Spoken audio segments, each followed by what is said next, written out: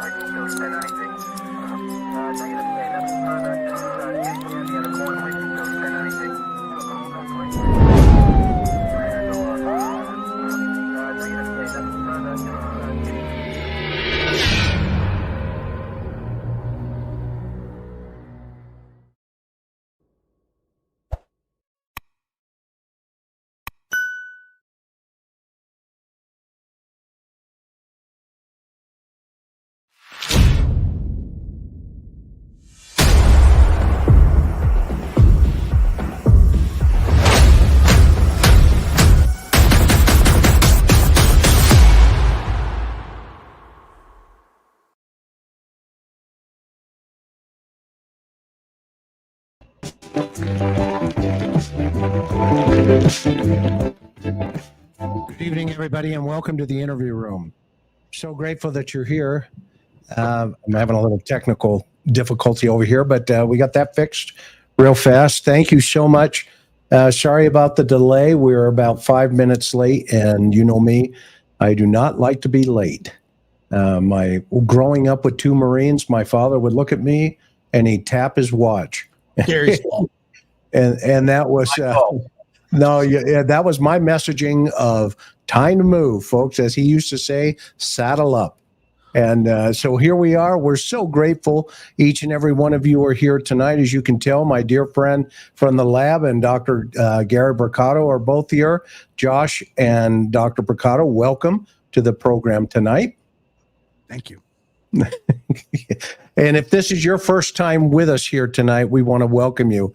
We want to thank all of our subs, our members, and our Patreon members. And of course, a big thank you to our mods, Mimi J2, Maui Girl, Teresa M, and Laura Wadi. We're so appreciative of each and every one of you ladies, and for everything that you do. We're just, I can't say enough.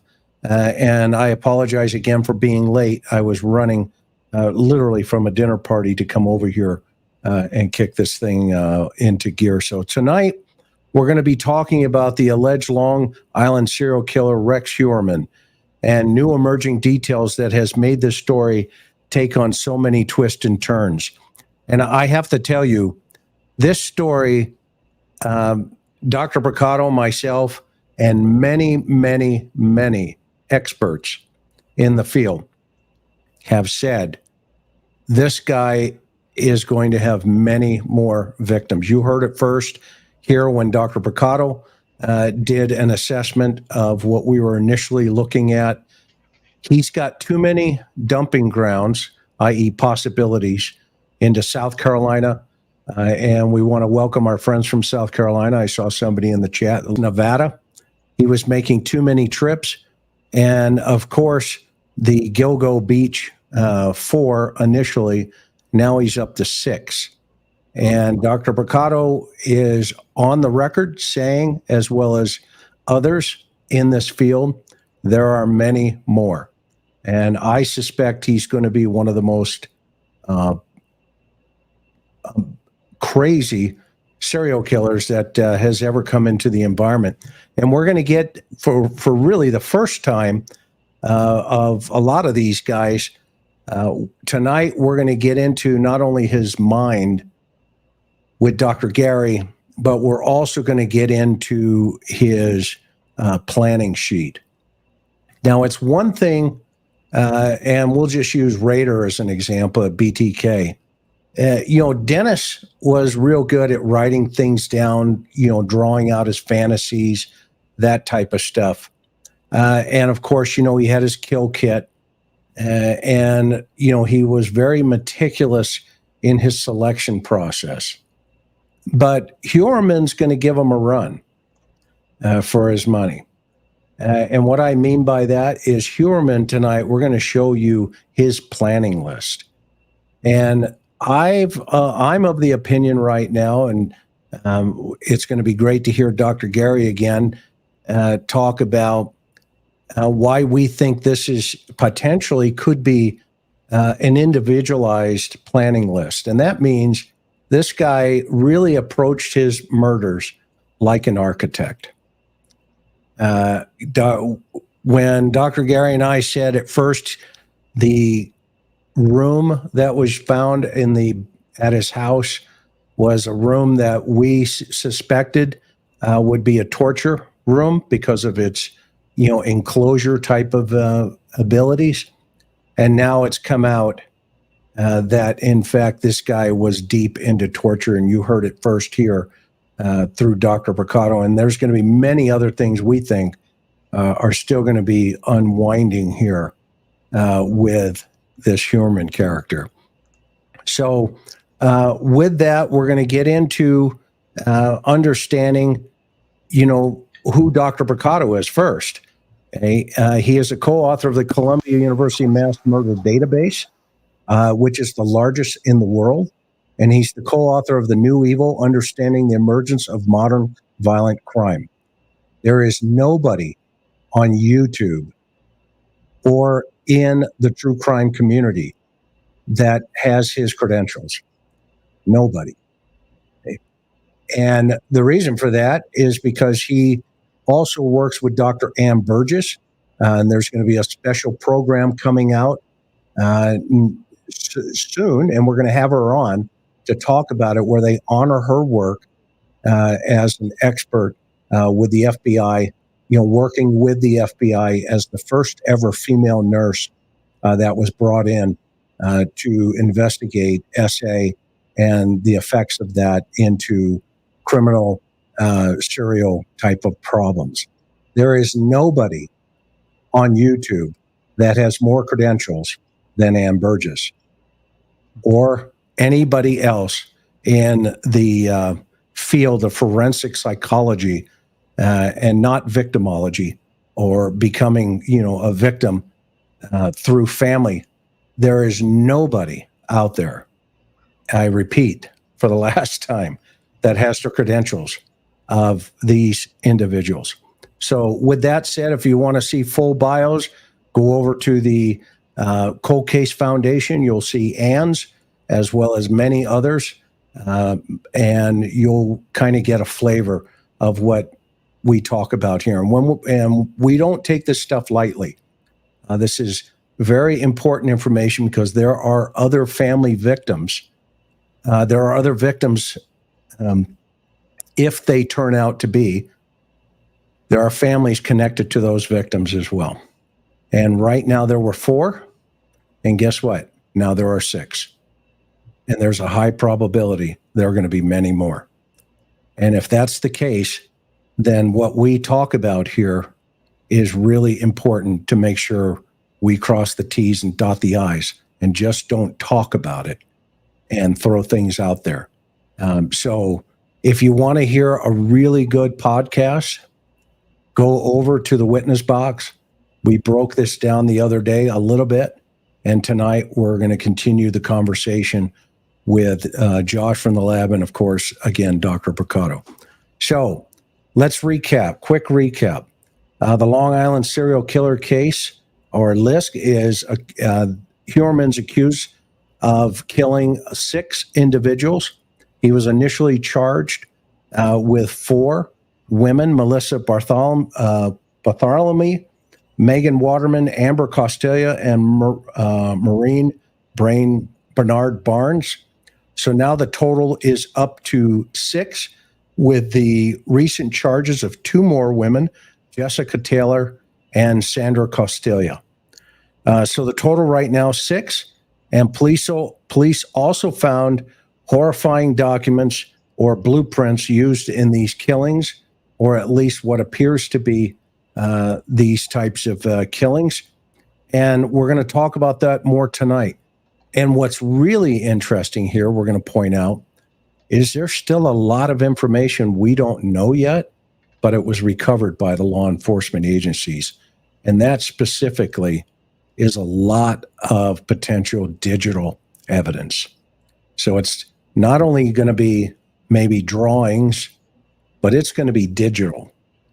And that in of itself is going to open this guy up to a whole new lane in the study of serial killing. So let's get to opening concepts. Dr. Brucato, Gary, welcome to have you here tonight. So grateful. Thank you. You've been busy. You've been on Cuomo. You've been on Court TV. You've been all over, just a whole bunch of different killers I'm talking about. Yeah. I mean, you were just at the, the celebration for Anne's life. And at the Tribeca I need to get your autograph. Well, I got an opportunity over here. Well, I will say the Tribeca Film Festival is where they debuted the first episode of the show Mastermind, which was about the life of Dr. Burgess, my research partner at Boston College and dear friend who wrote the afterword for The New Evil, by the way. Without giving any detail, I will say it's full of surprises, beautifully done. It was very surreal seeing myself on the big screen a few times there. I think I'll be featured a little more in the second episode, which focuses a little bit on a lot of the meat of what I was interviewed about. But I really didn't care about that. I was really very, very, very happy to participate in any way with celebrating this icon who has had a great effect on me. And incidentally, one of the many things I have to thank Anne for is for meeting you. So I add that on the list, which of course led to meeting Josh. And so it's just one of those many things that are part of that big harvest that Anne has amassed in her life. And I will say before we jump into this, that one of the things that made it difficult for some people to believe that these two new victims, Jessica Taylor and Sandra Costilla, could be connected to the Heuermann case is that there was a fixation on the notion that everyone would have to be killed and bound in that signature way as the people that were in the dump site, right? And because the other victims, I mean, there was even some dismemberment, some mutilation, and I'll talk a little bit about what the difference is between those terms as Anne and Dr. Stone and we defined them in the literature, the difference between them, and why they happen for different reasons. And we can talk a little bit about why I actually think it's very consistent with somebody who has evolved over time, that they could have a very different pattern at first with the earlier victims and then move into, especially if there's multiple locations. And so I think that's something we have to touch on, because I'm hearing a lot of people say, I've read that serial killers don't really change their signatures and blah, blah. So we'll talk about that. I also think we need to talk a little bit about how fascinating it is that this guy was actually studying the writings of dear, people we know, right? Yeah. And just as I know people have studied the New Evil, I'm sure, which horrifies me, that he was actually learning how to make a crime scene look like it was a different kind of offender's work, right?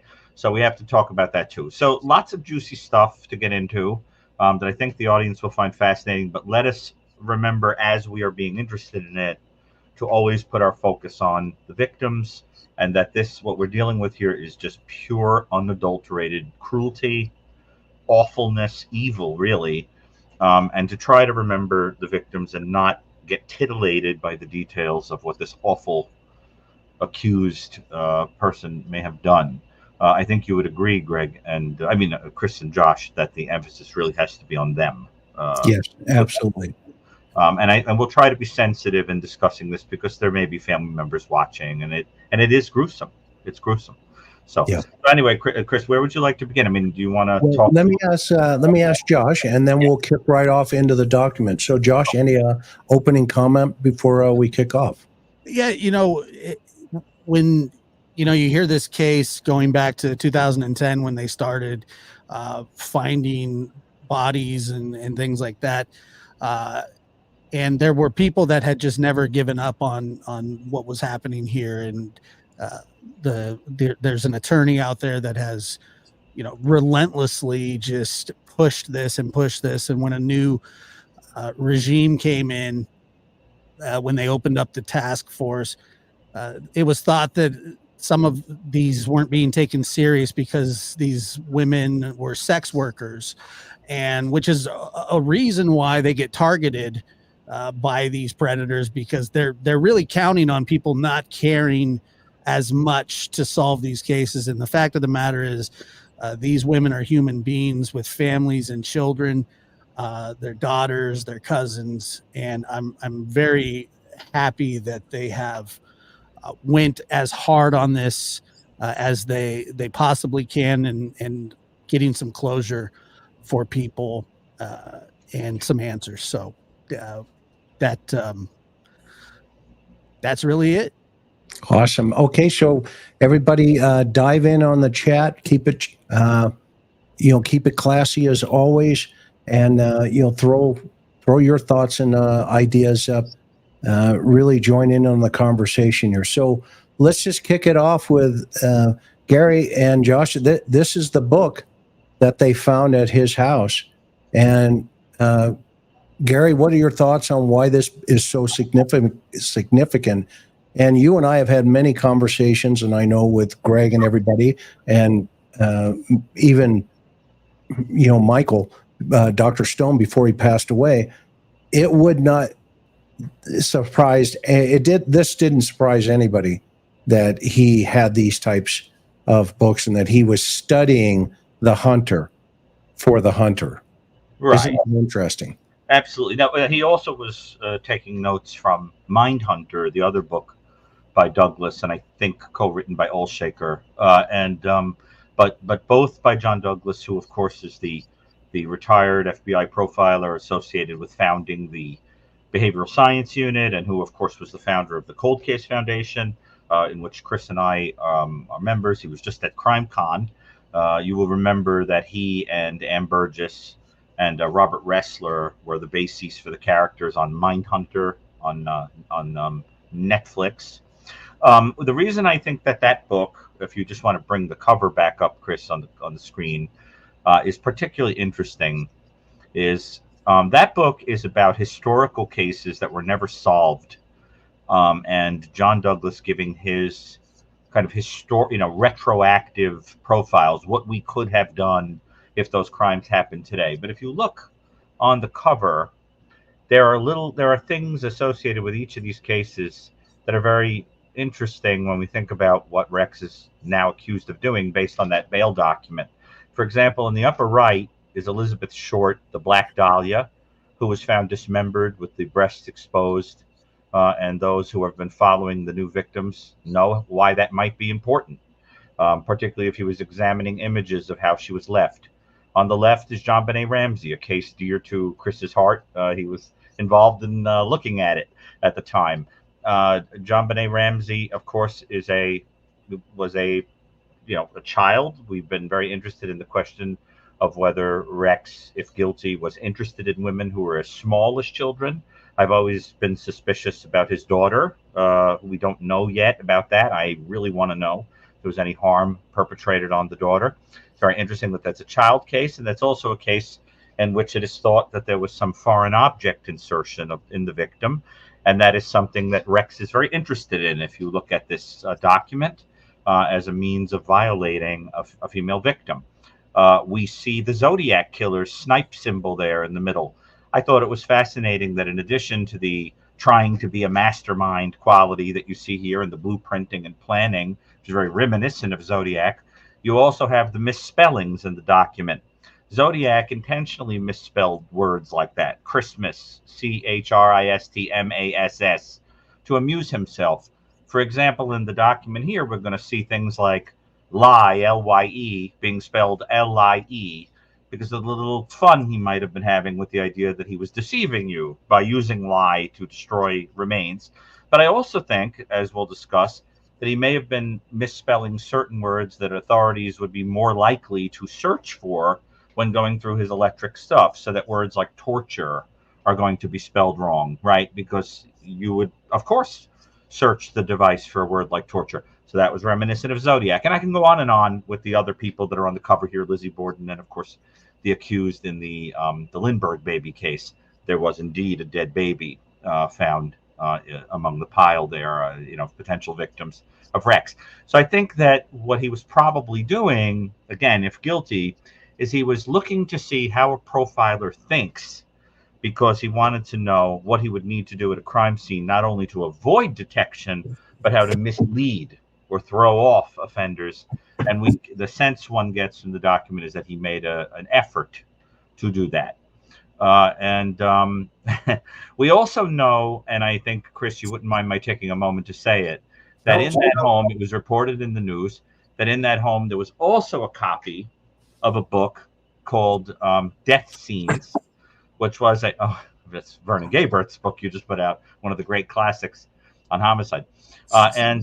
So that book, Death Scenes, is a photo book by an LAPD detective that kept images of dismembered people, suicides, butchered people, etc.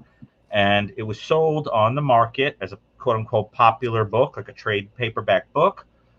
It is interesting that that was also found in the home, right out in the open in the home. Family members would have, of course, seen it, but it is filled with gruesome images that we're now realizing were probably studied to learn how to butcher a body, how to avoid detection, the way a crime scene looks, and how it's interpreted by law enforcement. And so the gist of this, as we go into this, is that we want to understand that this planning is not only, this blueprint by this architect is not only about how to maximize the fantasy in every imaginable way and prolong it, but while doing so, being obsessively, and I think that's the key word here, obsessively interested in how to avoid detection. Not only, so in other words, he's extending each kill for maximum pleasure, but also trying to avoid detection so that he can prolong the amount of time he'll be out in the world able to do this. So that it's all about how to prolong everything, right? Longer and longer and longer. And let me tell you, the average age at which one starts to commit this kind of homicide with sexual elements is about 26. And based on this guy's age, he was guilty. He got away with it a very long time.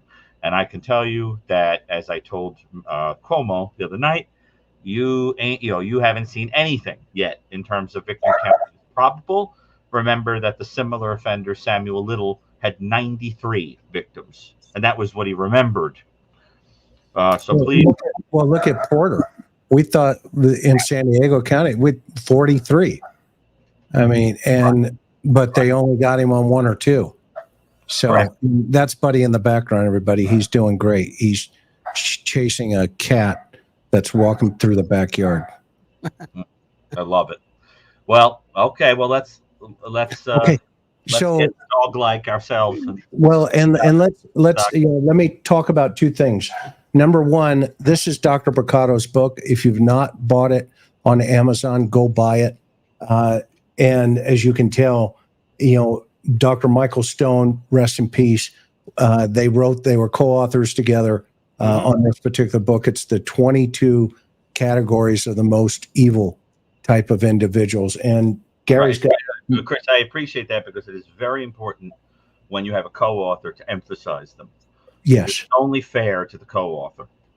Absolutely. And Dr. Michael Stone is an amazing human being. I had a chance to meet him at a homicide symposium in Wisconsin years ago, where he spoke, and then I was asked to speak after him. Oh boy! And I just felt like a pretzel boy, when I was up there, because you can imagine trying to follow such an amazing human being. And the other book I want to show you here tonight, just so everybody understands, is Vernon Gayberth. Now, this is for every homicide investigator really in the world. If you do not know Vernon, he was NYPD. The guy had worked over 8,000 homicides. This is his 5th edition book, and he has a YouTube channel.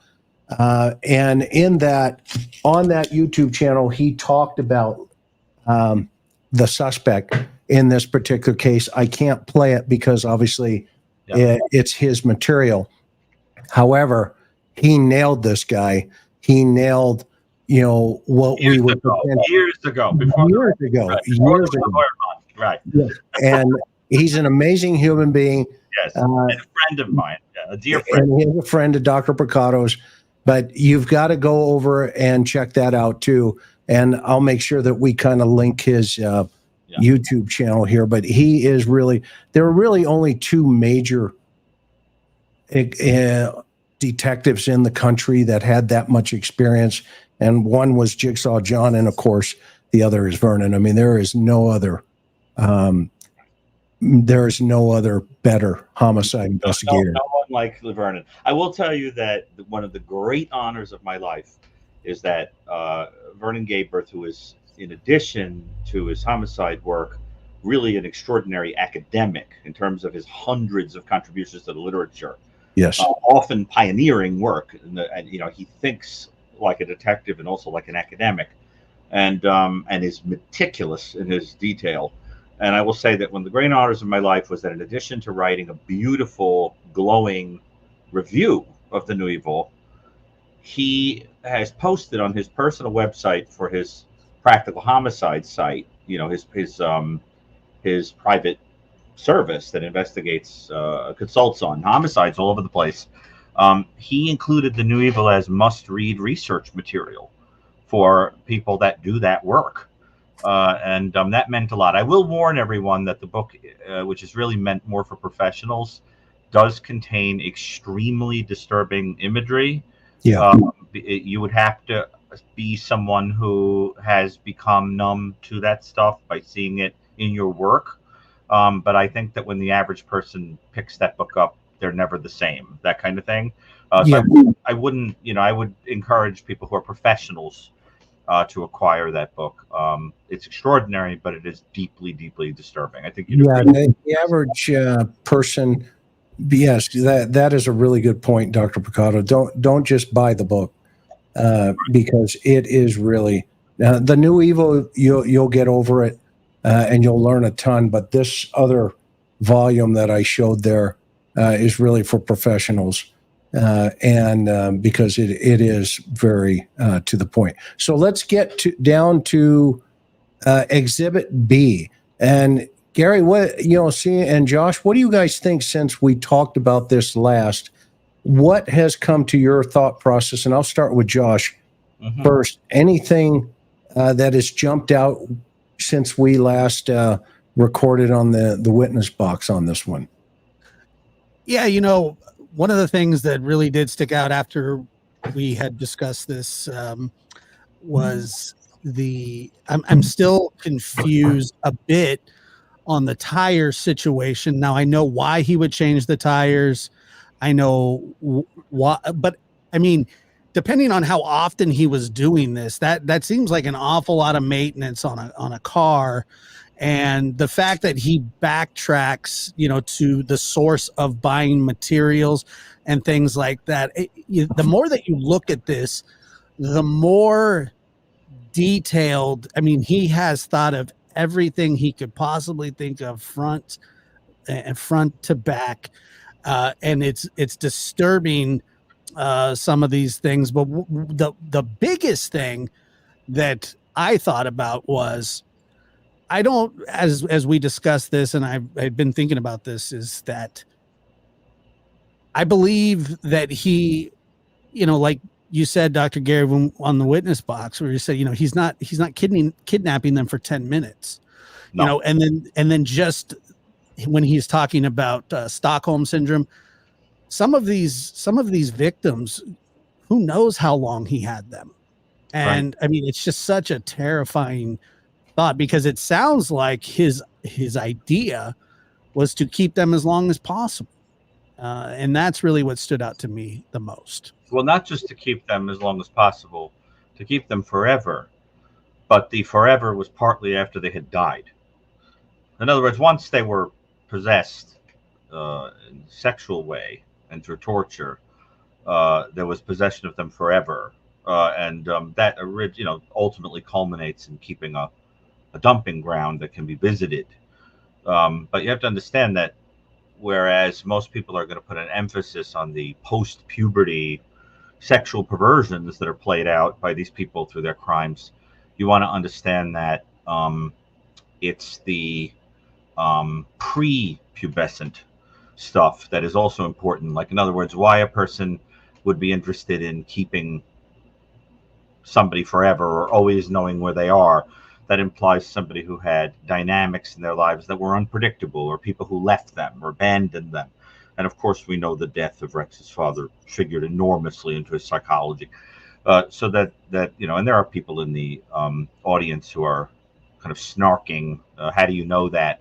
Well, of course, we know that because these people are not very different from each other. And you learn about one person who commits this kind of repetitive sexualized homicide from others who do it, who have very similar themes when you meet with them. That's how we catch them, because they don't really do anything that's that different, and they learn from each other. So that there's a kind of a science to it. Just like, for example, if you went out into the world and you captured a zebra and kept it in the yard and studied it, you would learn an awful lot about all the other zebras in the world. But there are other people, there are people in the audience that will say, well, if you don't examine a zebra, how could you say anything about that zebra? Well, that's because they have no experience to understand how this operates. Those of us who are in the world know you need one from whom to extrapolate the others. And if you're saying, what evidence is there of it? I mean, you're looking at basically, I don't know, a roadmap, manifesto, whatever it is that you want to call what he's writing. And he's trying to give himself more time with his victims. That would indicate that he is trying to keep them for quite some time. I mean, if when we're looking at I believe it's exhibit B that we're going to be talking about here. I mean, he says that, more sleep and noise control equals more playtime. Now that I know that's disturbing, but yes, I mean, that's really your answer. I mean, what would that indicate, Dr. Gary? Oh, exactly. Well, come on. I mean, but what about how long does it take to develop Stockholm syndrome? You keep somebody for one day and they develop Stockholm syndrome? Right. Obviously, it means that after enough time in a person's possession, somebody might develop Stockholm syndrome. And how do you deal with it? And what does it mean? And so I think we have to, let's say, hypothesize that this guy is very much like other torturers, where the goal was to meticulously locate a female victim who had a very particular body size and appearance. I think the body size is very key to him. And the idea is that when the individual was lured, they probably were brought to a soundproofed, quiet location. And what my thoughts, Chris, you asked me if I've given any thought to this list. I'm a person that after a little while, what I'll do with a document like this is I'll sort of close my eyes and imagine myself into the situation, right? You have to visualize it. And what I'm picturing is an architecturally gifted guy who we know is on video talking about building furniture with his father, right? Remember, with the hammer, the famous video of him constructing a kind of a torture table, right?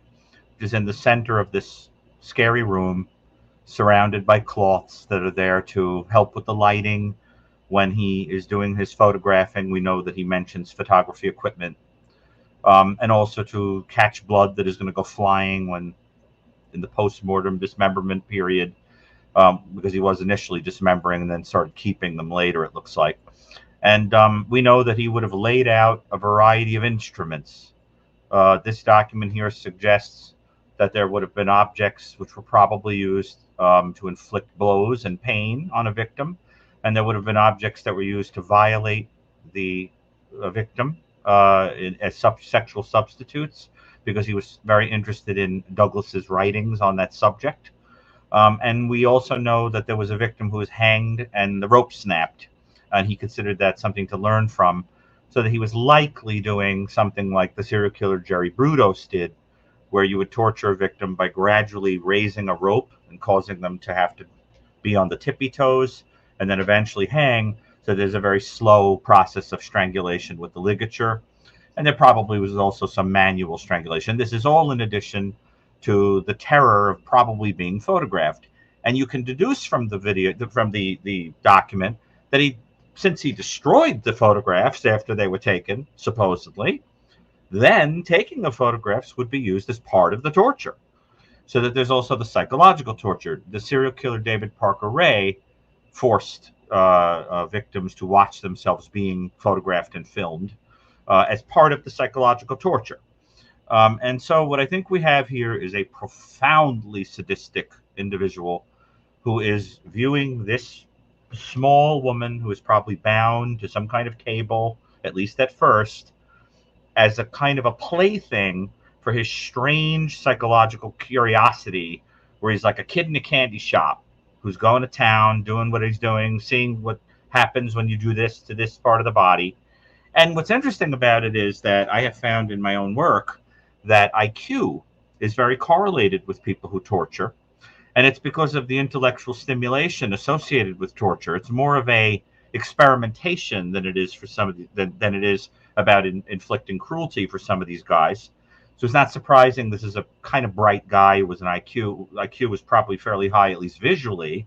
His verbal IQ is in question, given some of these weird misspellings, things like that. So you picture a highly visual creature who's bad verbally, right? Who thinks kind of like a chess game, right? Visually, and everything is kind of meticulously laid out with an almost obsessive compulsive quality, because you lay it all out, you do it meticulously, and then you undo it with all these solutions and things like that. So there's like a doing and an undoing, right? Over and over and over again, very OCD like.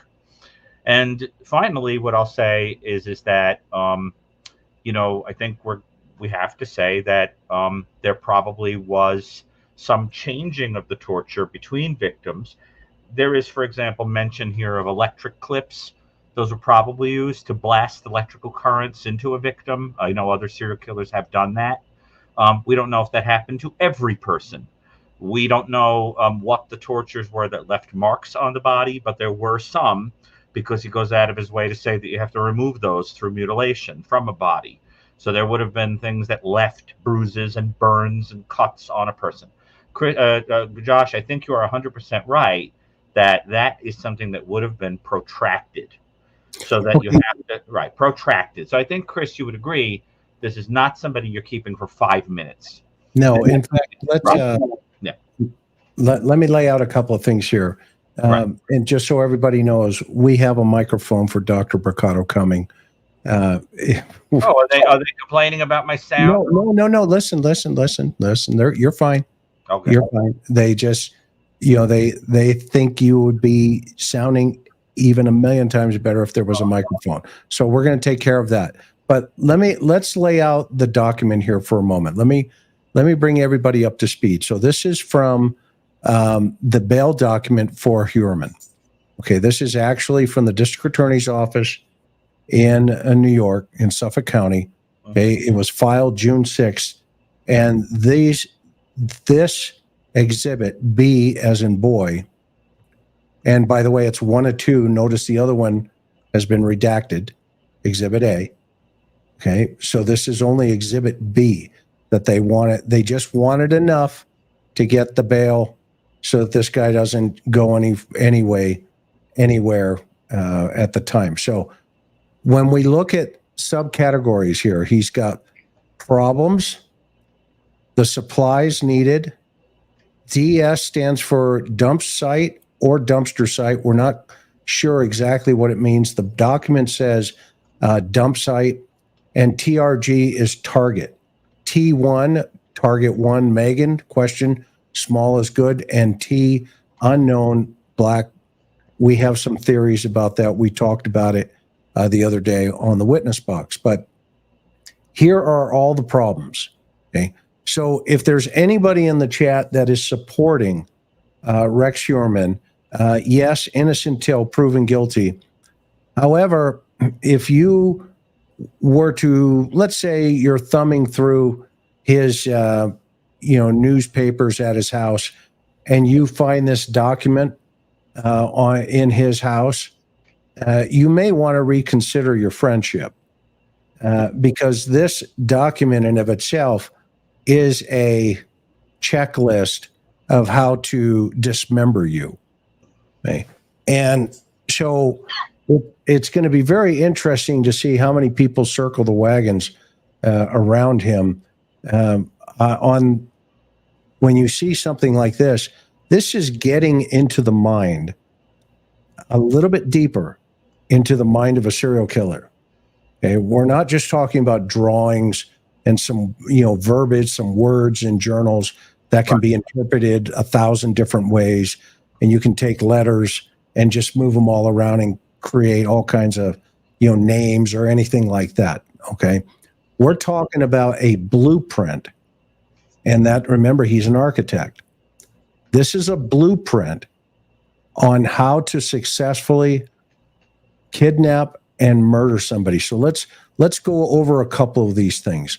First of all, he has a whole category here of what the problems could be before he's captured. Now, mind you, this is what we would call pre-incident behavior. So he's worried about DNA. He's worried about tire marks. He's worried about bloodstains. And by the way, if anybody wanted to date this guy, this is who you would have been dating. Okay. He's worried about fingerprints. He's worried about the plastic bags, the MO, i.e. the bag can be connected to the box. Okay. Cat litter, obvious for, saturation. He's worried about witnesses, trace sources of supplies, where he gets his stuff, foot and shoe prints, photos.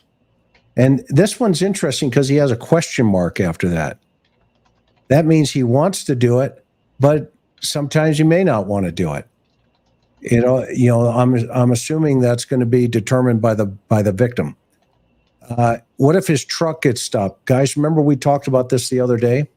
And we mentioned it's down by the beach. And that it would have been important with that avalanche that if it got stuck, then he could get jammed up where he said he puts it here ahead of time, that he doesn't want to get stuck anywhere. And then, of course, fingerprints in the gloves. So, he's thinking ahead. Plastic bags matched to the box. That's why he's got up here, plastic bags, get rid of the bag and the cat litter, and then hair and fibers. And now his second column here is the supplies that he's going to need to pull off this hit. Now, we're not sure yet. Gary and I and Josh, I had the opinion. I think this is a running list, almost like a checklist for, almost a pilot, right? That you kind of check off the items here. And I think this was his checklist. It could be cut and paste, but my feeling was initially, and I could be wrong, that he had one of these for each one of his victims. Okay. And the reason being is because he's identified specific target areas where he's going to drop the bodies and then who the target's going to be. And this is kind of these are the supplies that he's going to need to pull off this particular murder. And then down here, he gets into his preparation before he actually does it, the actual prep of the moment, and then post-event, i.e. after the murder's been committed. But let's talk about some of his supplies. And Dr. Brucato, this is where you mentioned he misspells some of this verbiage in here. Remind the audience again of why that could be on purpose. Well, first of all, as I mentioned, the Zodiac killer, who was one of these mastermind type serial killers who never got caught, who would certainly appeal to somebody like this. We know he read about Zodiac because he had the cases that haunt us in which John Douglas profiled the Zodiac killer. And one of the things that is pointed out always about Zodiac, including in The New Evil, is that he misspelled words for his own amusement. And so when we see lie, L-Y-E, spelled as L-I-E, we have to wonder if that was done to make a little joke to himself, that by dissolving a body, for example, in acid or lye, you were deceiving people, that kind of thing, right? But I think it's more likely that because there are words that have similar morphemes, like similar like the endings from Latin words and Greek roots and things, where in one place they're spelled okay and another they're not, that kind of thing. That makes me think that he was misspelling words that one would search for that are related to murder and torture when going through this, let's say a gigantic stockpile of electronic files someplace. So if you're like doing a word search for torture spelled correctly, you wouldn't find it. But he misspells torture T-O-U-R, T-U-R-E. And it's very conspicuous, words like scanner, are misspelled, things that, equipment and devices that might be used. So I just think people should pay attention to what he misspells. Purposely doesn't say dump site, is dumpster site. I just think it has something to do with avoiding detection if somebody were to search the documents. I don't know for sure. It could just be that he's got a learning disability or something, and it's just a highly, highly visual guy who can't spell. But I find it hard to believe because it's too inconsistent throughout the document. What do you think about that idea, Chris? I mean, he certainly goes out of his way to avoid detection. Yes, and I think this supply list here, and Josh, did you want to say something? I saw you grab the mic. I was just going to say that if you look on where it says dispose of the following, he has spelled destroy books and computer files. He spelled destroy with an I, and we which destroy, that would make sense. We got some mail from the witness box where it was an architect who just wrote in just a little while ago that said architects are notoriously bad spellers. I don't know if that's true or not, but I mean, well, they're pretty visual. Yeah. So I don't know, but when you're looking at it that way, you're right. When you type in like a keyword, destroy or bury or dump or something like that, you got to imagine that these forensic, people that are going through the electronics are having to dig deep into files that don't, I'm sure he has them all confused. And Chris, to your point, when you say that this could be one of many, I think it's possible that this is just an updated thing every time he goes out as well, which would be basically the same thing, but he's just, like you said, copy and paste. This is what happened last time. Let me update my list this time. Yeah. Go ahead, Chris, please. No, and I think we get evidence of that because he does on these particular forms here, he does put next time, recon dumpster locations. And so, one has to wonder, and down here, he's also got other thing, recon pickup zone for video cameras. But I want to go over this list here for a moment. Well, Chris, could I just stick something in there? Please, Doug. So one of the reasons that we thought when we reviewed this on the witness box, and I think it was really an idea of Chris's, that this is probably like a constantly changing and updating list, which I've really increasingly been coming to agree with as I review this document more carefully. We were interested in the fact that there is a specific victim referenced, where you get the sense that this document is a kind of snapshot in time. Now, you notice under TRG, which we clearly means target, it was a little bit where you had it already on the screen, Chris. He references a Megan, says small is good, and then says target unknown, black. This is very interesting because we don't know when this was, exactly done vis-a-vis the victims. I mean, there's a 2002 date there, but who knows what that means, if that's, if this got updated or who. But the point is, there is a victim, Megan Waterman. What's interesting about Megan is that she was small, as I understand it, but she had a partner who was her pimp, who was either a very dark-skinned Hispanic man or African-American. And one imagines him looking at Megan and considering the quote-unquote black man who is associated with her a potential problem, in terms of eliminating her. And so I was very suspicious that this is a reference to that particular victim, which would then lead to the conclusion, right? Yes, that exactly. See, what these people are saying is killed 2010. That's why I'm thinking that he was using a list as it was updated in the 2004 version, but the victim was 2010. Well, and the kind of guy that would do that. And I'm also looking at this like, to your point, Gary. I'm looking at this like she could have been a problem, like Megan, target one.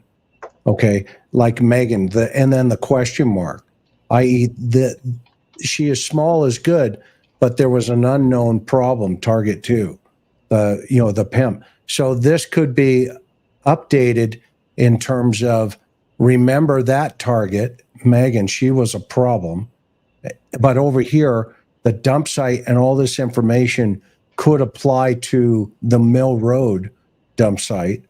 Right. And so over here, he's reminding himself, he's learning because he does that down here. Destroy files, change tires, burn gloves, dispose of pig, have story set. And so this is kind of like a reminder for him. I guess that's one way I look at this, but I think we all agree. And I think the audience, I hope you guys can tell us what you think, but I think we can all agree this is definitely a checklist for this particular incident. Right. To answer people in the audience, yes, it's obviously true that there's another Megan. It's also possible that this is code word for another victim. Some people think, it's been in the press. Some people think that Megan could be a kind of a sobriquet for Jessica Taylor. It's also possible that he's looking for a victim who's like Megan Waterman. So I think we're not saying for sure that we think it's Megan Waterman. It's just intriguing that a very particular name is given. I think, Christo, we should reserve judgment on whether this is a specific reference to her, because there could be lots of things. He could have just started this list in 2001 or 2002 and just kept adding to it and never changed the date of it. I mean, there's so much that we don't know, but if, like you said, Dr. Gary, I mean, he does reference a black male, which was Megan Waterman's pimp and boyfriend, who was actually charged with sex trafficking, but was never considered a suspect in this case. But he obviously was reconning him because the risk level, when she's obviously with somebody a lot, he's taken notice of that and what that risk level would be to making her his victim.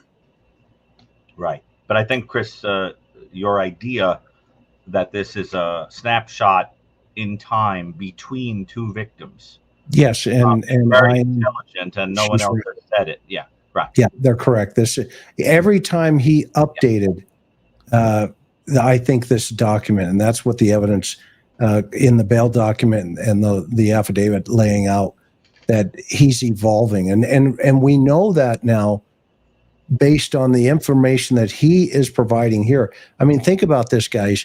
Not only our professional panel here, but think about this idea that we are in the mind of somebody that is hunting human beings. And remember, we talk about all the time, in order to understand the hunter or the victim, you must understand the hunter. And John Douglas has a famous saying, and Rex Heuermann points it out down here, where he says, look at the painting. Who, why, or what, why, who. Gary, tell everybody why that's so significant. Well, what John is talking about there is the idea that looking at the crime scene and the output of an offender will reveal a lot about the personality and the motivations of the painter, so to speak, the artist. Because in the mind of an offender like this, there is a body of work, so to speak, where they are repetitively killing individuals in the way that, like a movie director is constantly perfecting his film or her film. It's usually a he with this. And the idea is you're going out and you're even casting the person who looks the part, right, for your fantasy. And this guy, what it looks like is, he needed, look, Megan was last seen in Maine. Not Maine.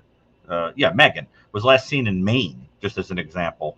He would probably get these people from all over the country to come to where he was, because he needed them to be so particular in terms of how they looked and the body type. And it's very, very disturbing that the common denominator seems to be smallness. I don't know if that's because of the desire to dominate and what it is he wanted to do with the victim. Perhaps he was even thinking ahead to needing to discard of them more easily. The smaller person is easy to move and dominate in every way, before death and after. But in addition, I suspect that it had something to do with the idea that they were basically as small as children. I'm still, the jury is out on that.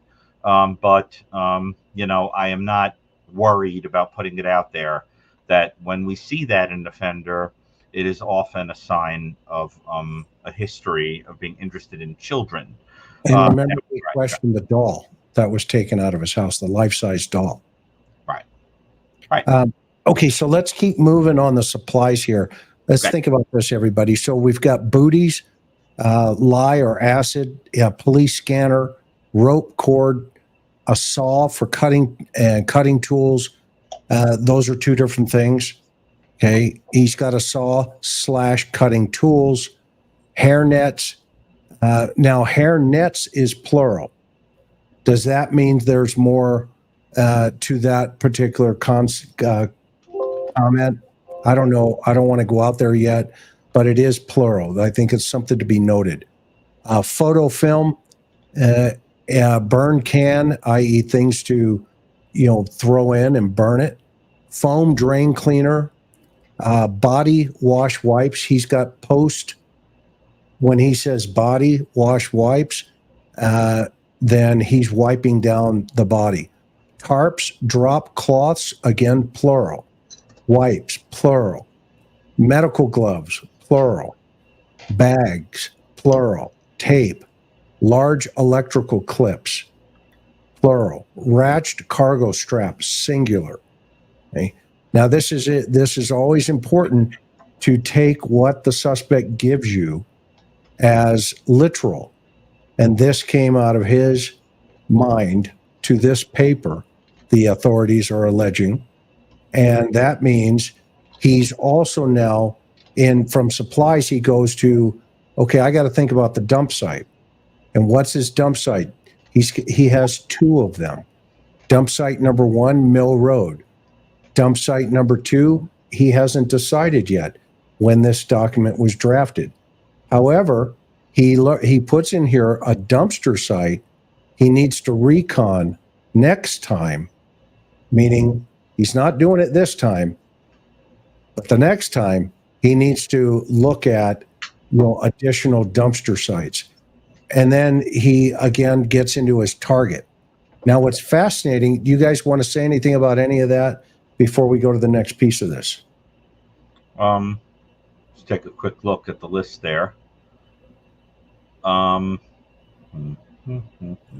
mean, we've talked about the electrical clips could be torture devices.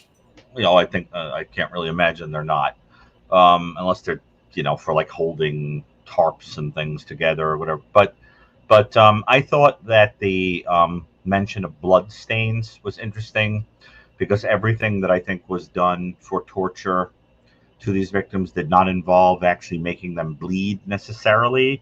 I think a lot of the blood would have been with the dismemberment, mutilation. I do think it's important to explain the difference between those terms and why they're relevant to discussing Jessica Taylor. Okay. If you were to look in the New Evil, or even if you were to look on Wikipedia, you would see that in the forensic literature, the definitions of dismemberment and mutilation in a formal way were proposed by me, Ann Burgess, and Michael Stone. And what we suggested, and I think it kind of stuck, I see, it's being used out there, is that the word dismemberment should refer to the destruction or removal of a large portion of the human body, which is the head, torso, arms, hand, pelvis, legs, or feet. And any destruction or removal of any smaller portion of any of those larger parts is mutilation. So if you were to remove a head or decapitate someone, that would be dismemberment, but to destroy the lips would be mutilation, right? To remove a toe would be mutilation. The whole foot is dismemberment. And the reason this is important is because when we use those definitions and did research, we found that there are differences in what you could tell about people from mutilation versus dismemberment. Dismemberment is much more about, in an organized way, getting rid of evidence. Mutilation is more the behavior of a person who is frenzied and disorganized, or extremely angry, or overkilling, or engaging in mutilation of sexual body parts of a victim. What we saw here in the Jessica Taylor situation is exactly what you would expect to see in a kind of defensive dismemberment, where you get rid of identifying pieces of a body, the head, a tattoo, the hands, or the, from here down, etc. So it's very obvious to me that this guy started out getting rid of the parts of bodies that could identify them, and eventually gets bolder and starts keeping them, because he now needs to have a place to go visit them, or reminisce, or feel he possesses them. So it's very, very interesting to think about how long of an arc this guy must have to evolve that way, and how he must have been paying very careful attention to the science to learn what needed to be eliminated to prevent capture. So this guy would have been voraciously reading, the latest forensic science, the latest books, etc. And we actually see him getting better and better and better as the authorities do. And that's very important. There was a little bit of sexual mutilation, as I understand it, but it was sort of mingled in with this defensive destruction of the body. The reason that I wanted to ask Chris about this, I was very interested in the removal of paint chips from the house on the second search. And I have suggested that that had to do with post-mortem butchering of bodies and blood that would have splashed on walls and then been painted over. And that could still be found with chemicals like luminol. But I wanted to know, Chris, if you thought there was any possibility that they took the paint chips for a different reason, and if you agree with me that the blood is probably post-mortem, with these victims. But you tell me. Well, the one thing about when you're trying to clean up a crime scene, if you were to paint over, let's say you use some type of chemical, right, and you wash the walls down, et cetera, and then you paint over those walls, there is a high probability that if there was a blood on that surface before you painted it, that it absorbed itself into the porousness of that wood in of itself. And so if you were to paint over it or just kind of wipe the surface of it down, it doesn't necessarily mean you got that blood out of that wood. And so that's the first thing. So they could have taken pieces of that wood, or as you and I have talked about, if he were to back that avalanche up potentially to the backyard and or right, to a window, yeah, then he could have packaged up this victim. And by the way, that's his verbiage, remember? That's in this document. Just wrap it up, and then you could utilize that window and get that body out of the house, and or the various packages out of the house, and that could have cross-contaminated something to those window frames as well. Well, but that's why the authorities went back there, right, Gary? Go ahead. No, I was going to say, somebody in the audience said that they work in an embalming room in a morgue, and that they constantly see paint over dried blood, implying that you can get blood like that after someone's dead, getting on walls and things. And that's very, because that was my question to you. If you're dismembering a body of a dead person, is the blood squirting? Not if they're dead, because the heart stopped. Well, exactly. So how would it get it makes more sense that it would be like he's moving them out the window and there's like an abrasion and some blood gets on the windowsill or something. Because as I understand it, it was paint chips near a window, right? Yes. And they took the wood. They removed the wood. Now that wood also could be to try to identify it if it matched any of the wood utilized as some of the instruments of torture with these individuals. I don't want to be too graphic here with everybody, but there's all kinds of stuff that's in this document that we're not talking about it, and we'll set it up. Josh, did we have the link to this on the witness box? Yeah. Mm-hmm. So if anybody wants a copy of this, go to the Witness Box podcast, our podcast, and download it over there, because this is in a PDF form that I have here, but it actually, the link is up over there. But it's pretty graphic. I mean, we're going to give you a heads up before you read the document if you've not read it yet. It's pretty rough. But anyway, I hope that answered your thought. And I think it's also important to mention that I actually mentioned this observation in the New Evil under Category 22, is that I found that people who engage in torture, probably because, again, it's about experimentation and intellectual curiosity, they are all collectors. They collect things. In fact, that's why the show is called The Collector, because this is a guy who was a gun collector, for example. He collected bodies in a pile somewhere. And you have to imagine him in that kind of obsessive-compulsive way, probably keeping things from victims, whether it was photographs, video, or pieces of things. I can tell you, as disturbing as it is, that there have been serial killers that have taken things like bracelets and rings and so forth off of victims and then given them to women in their lives, so that when they're being intimate with the woman, they feel that there's a strange connection with the deceased, that they are possessing the dead person all over again, or they're achieving a strange thrill from the idea that the woman doesn't know that she's wearing something that connects her to the dead. In fact, if I ever got to interview any of the women in Rex's life, I would have said to them, did Rex ever give you a ring, a bracelet, a watch, something like that out of nowhere or for an occasion, that you found to be, that he emphasized was really special, and he went out of his way to get for you? Because sometimes those things are the way that a person finally starts to understand the fragmentation of the offender and the double life that they were living. So, Chris, I have hypothesized that somewhere in that house is a box or a canister or something in which there are going to be things like Polaroids, jewelry, ID cards, the most commonly taken trophy we know from Ann Burgess's work. It would be extremely well hidden. Sort of like if Kohberger's guilty, his knife.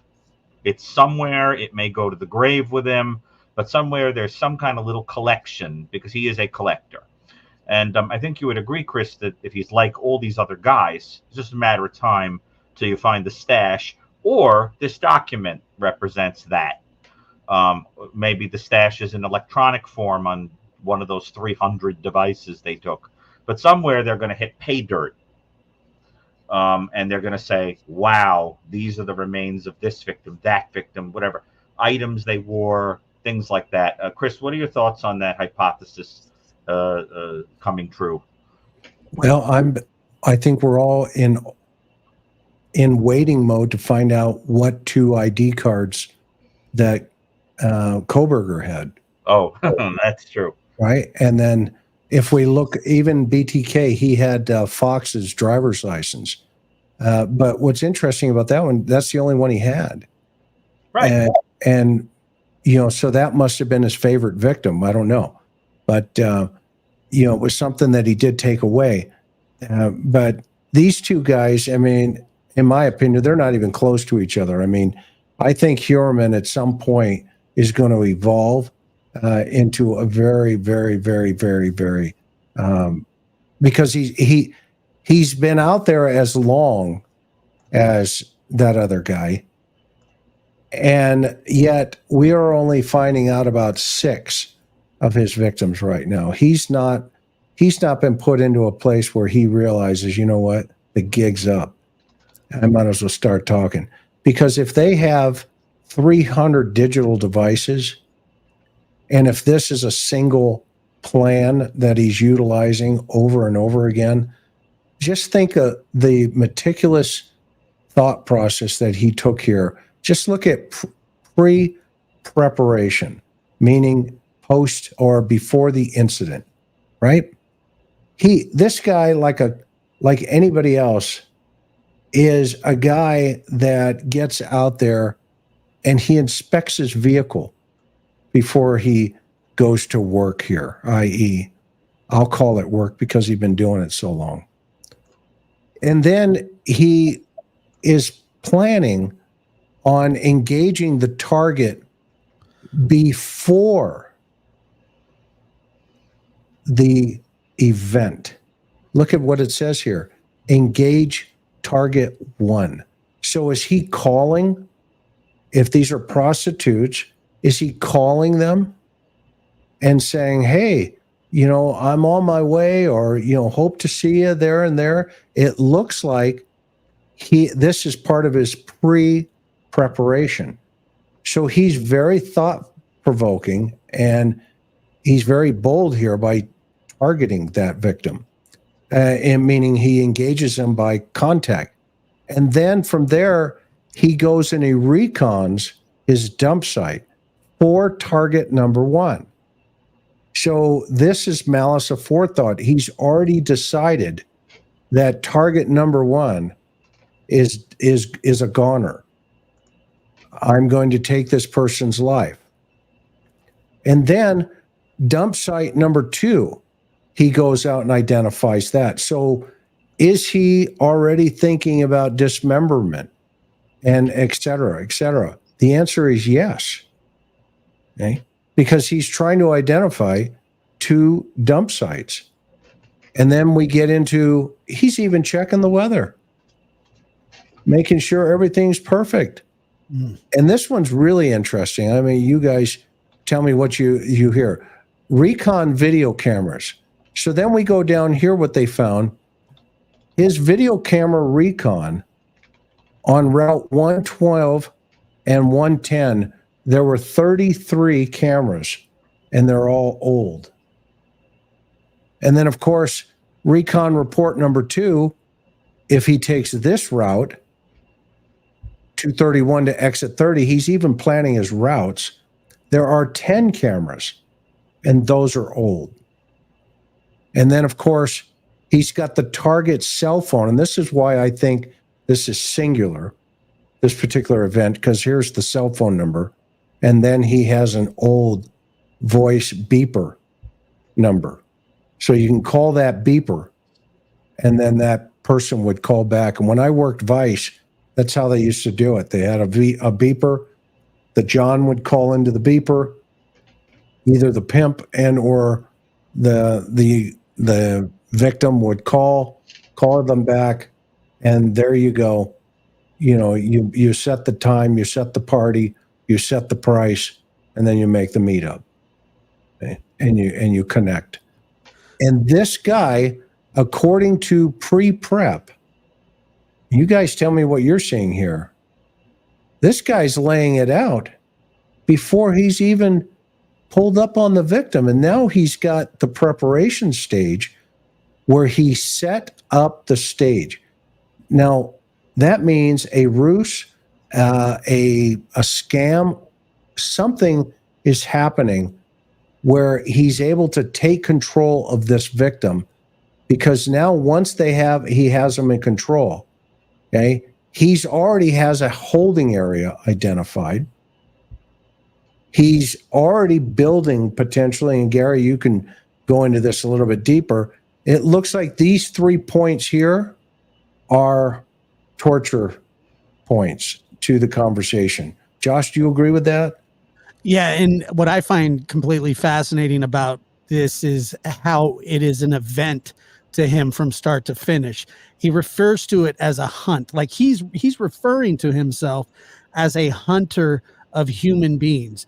I mean, he's doing the recon, he's doing the prep work, he's getting the materials, and when from start to finish, and then the process starts over again, is what it would seem like a fresh start. He updates his roadmap, and it's the detail that he has laid out and that people are getting to look at. There's not much. I mean, I'm sure Dr. Gary and you have seen things like this. I don't think that the public has really seen things like this unfold in real time, like it is right now. And so it's disturbing and fascinating at the same time.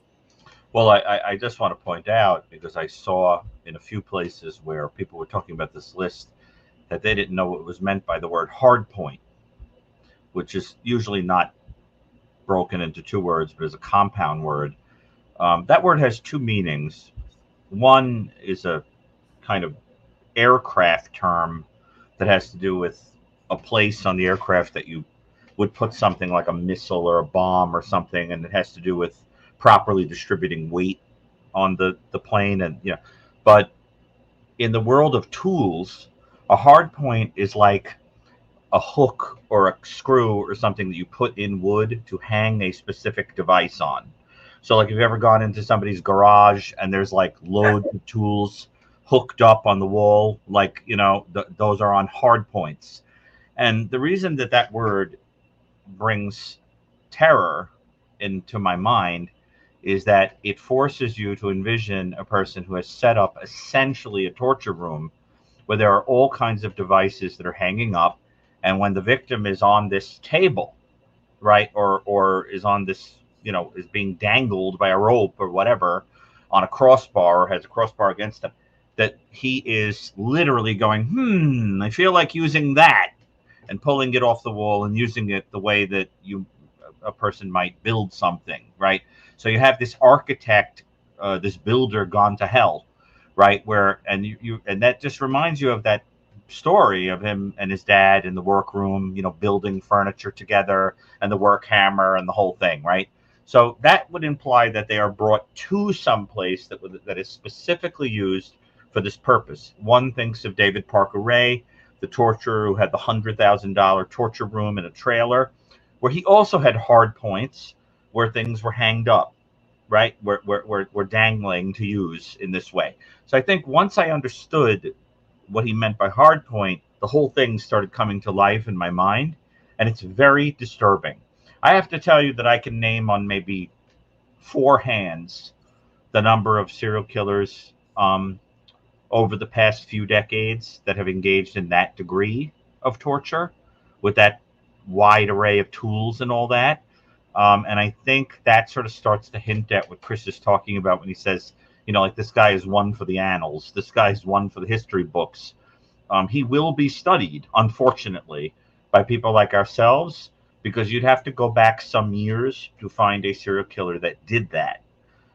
They are gratefully very rare. So you imagine, like, in the world of serial killers, there are 4 subtypes. The largest is those that are sexually motivated. Within that huge circle, you have well, actually, I would say the circle is people who commit who commit SA. Within that are those who kill, right? Which are the largest portion of serial killers. And then within that, there's this tiny subtype that engage in extremely protracted torture. So you imagine going from like narcissism and sociopathy to like growing degrees of being a psychopath, all the way up into sadism, right? So like you have to imagine like whoosh, like all the way at the end of the spectrum, the people that I put in category 22 with Michael in the book, right? So I think, Chris, it's important to think about that word hard point gives the whole picture away of the torture room with the devices dangling, right? So I wanted to take a minute to point that out. And break down organized versus disorganized. Oh yeah, we're getting asked about it in the chat. That is I mean, I'm sure, Chris, you could do it just as well as I can, but that is a kind of typology that was created, that was used by the people at the behavioral science unit, and has been heavily researched. That basically has to do with profiling and looking at the behavior, the crime scene, what somebody does to a body or a series of bodies, and you get a sense of whether the personality, the mind of the offender is more organized or disorganized or mixed, right? So a disorganized offender is going to be showing signs of a mind that is affected by serious mental illness, drug use, alcohol use, things like that. So they don't do all this kind of planning, right? Or covering up. They take a person randomly in the street. They use whatever objects are around them, rocks and other kinds of things, to hurt the individual. They may not complete the SA, They may leave evidence all over the place. They may not even bother to hide evidence even at all. They may do very peculiar things like leave objects all over the victim, or strange, garbage, pieces of, symbols, things like that. And an organized offender pretty much is a clear thinking person who's doing this because of fantasy. And that person is going to go out and repetitively pull victims into a private place to engage in torture, SA, murder. And incidentally, if you look at the work of people like Hazelwood, most of these people do not kill for the pleasure. The killing is done, at least at first, to get rid of a witness, right? Or because there is so much force being applied that the person dies. For some of these offenders, like Richard Ramirez, the Night Stalker, the killing itself is the pleasure. For somebody like Bundy, that moment between life and death was the moment of extreme pleasure sexually. But for most of these guys, it's just to get rid of the person after you've done what you want to do with them for a while, because they're going to talk. So you have to get rid of them.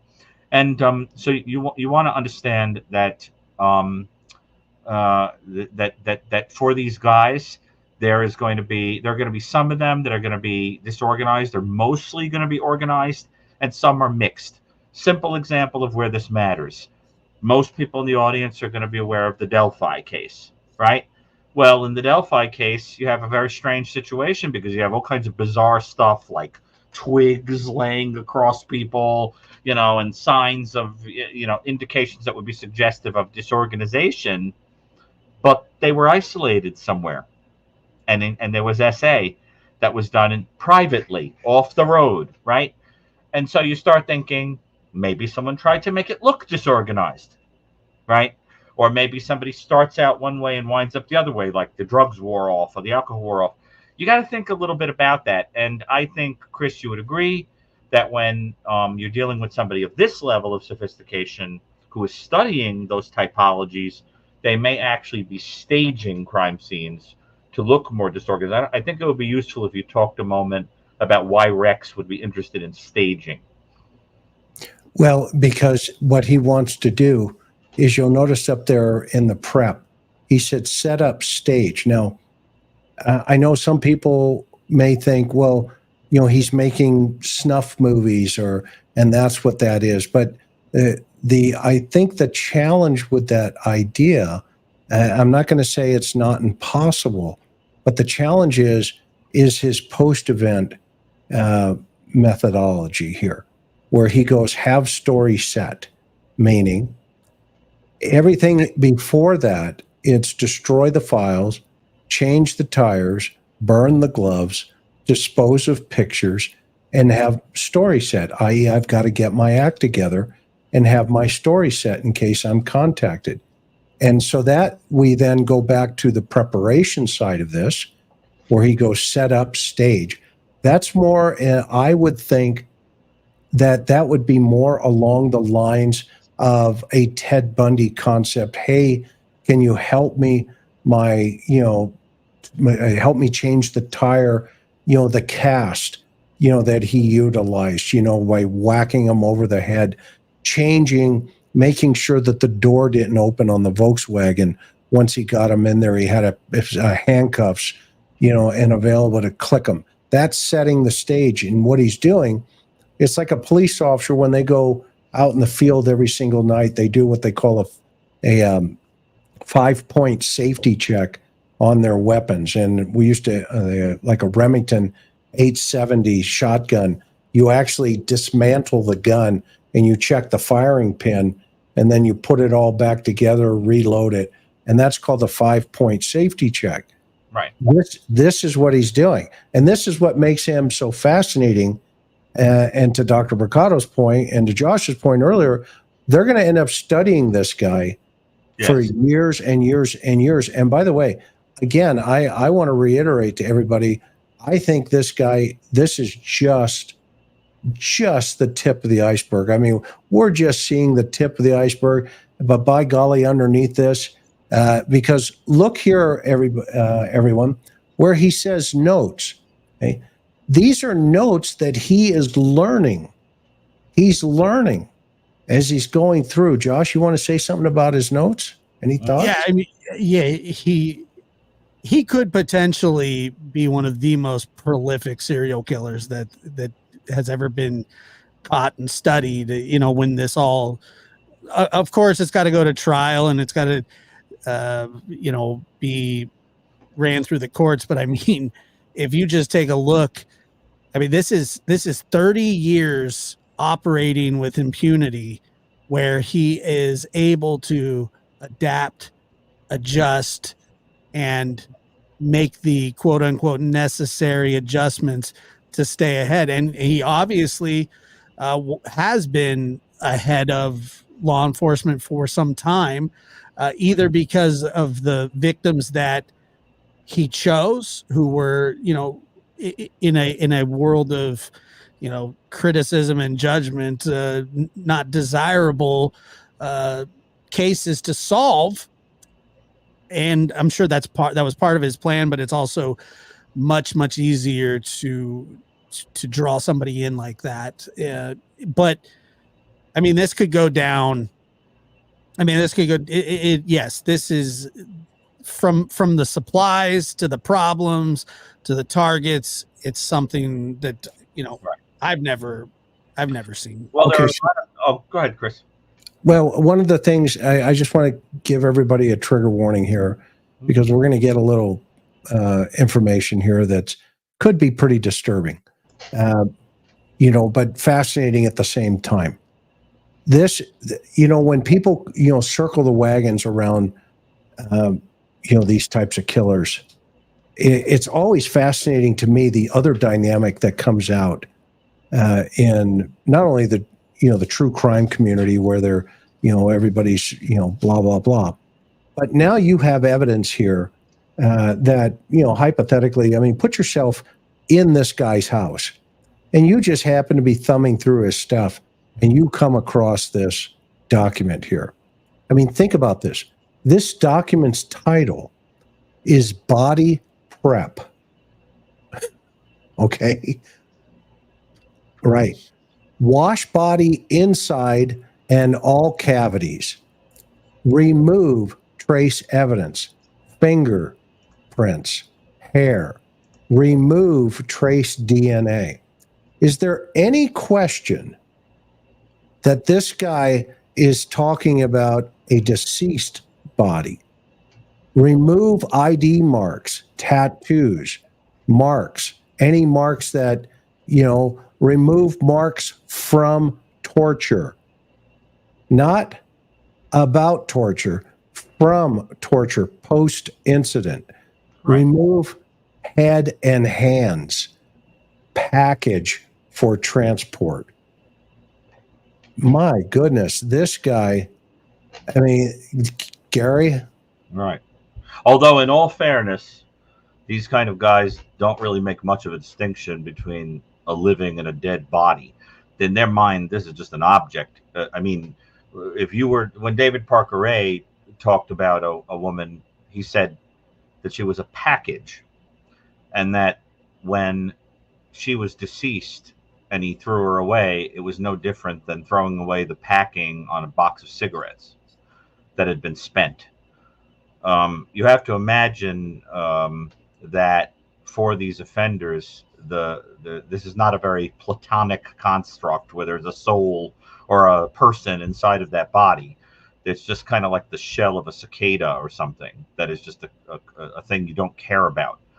And the wrapping around, you know, of a person is more interesting to them. And you want to understand that in some weird way, part of the reason they're so interested in what happens to a person when you're inflicting pain on them is that you don't really understand people very well. You're kind of weird. You don't understand feelings very well. You know, and there's this kind of thing of like, wow, like, how do I make a person have strong feelings? Like, what causes pain in this person? What is going? And you're literally experimenting with it.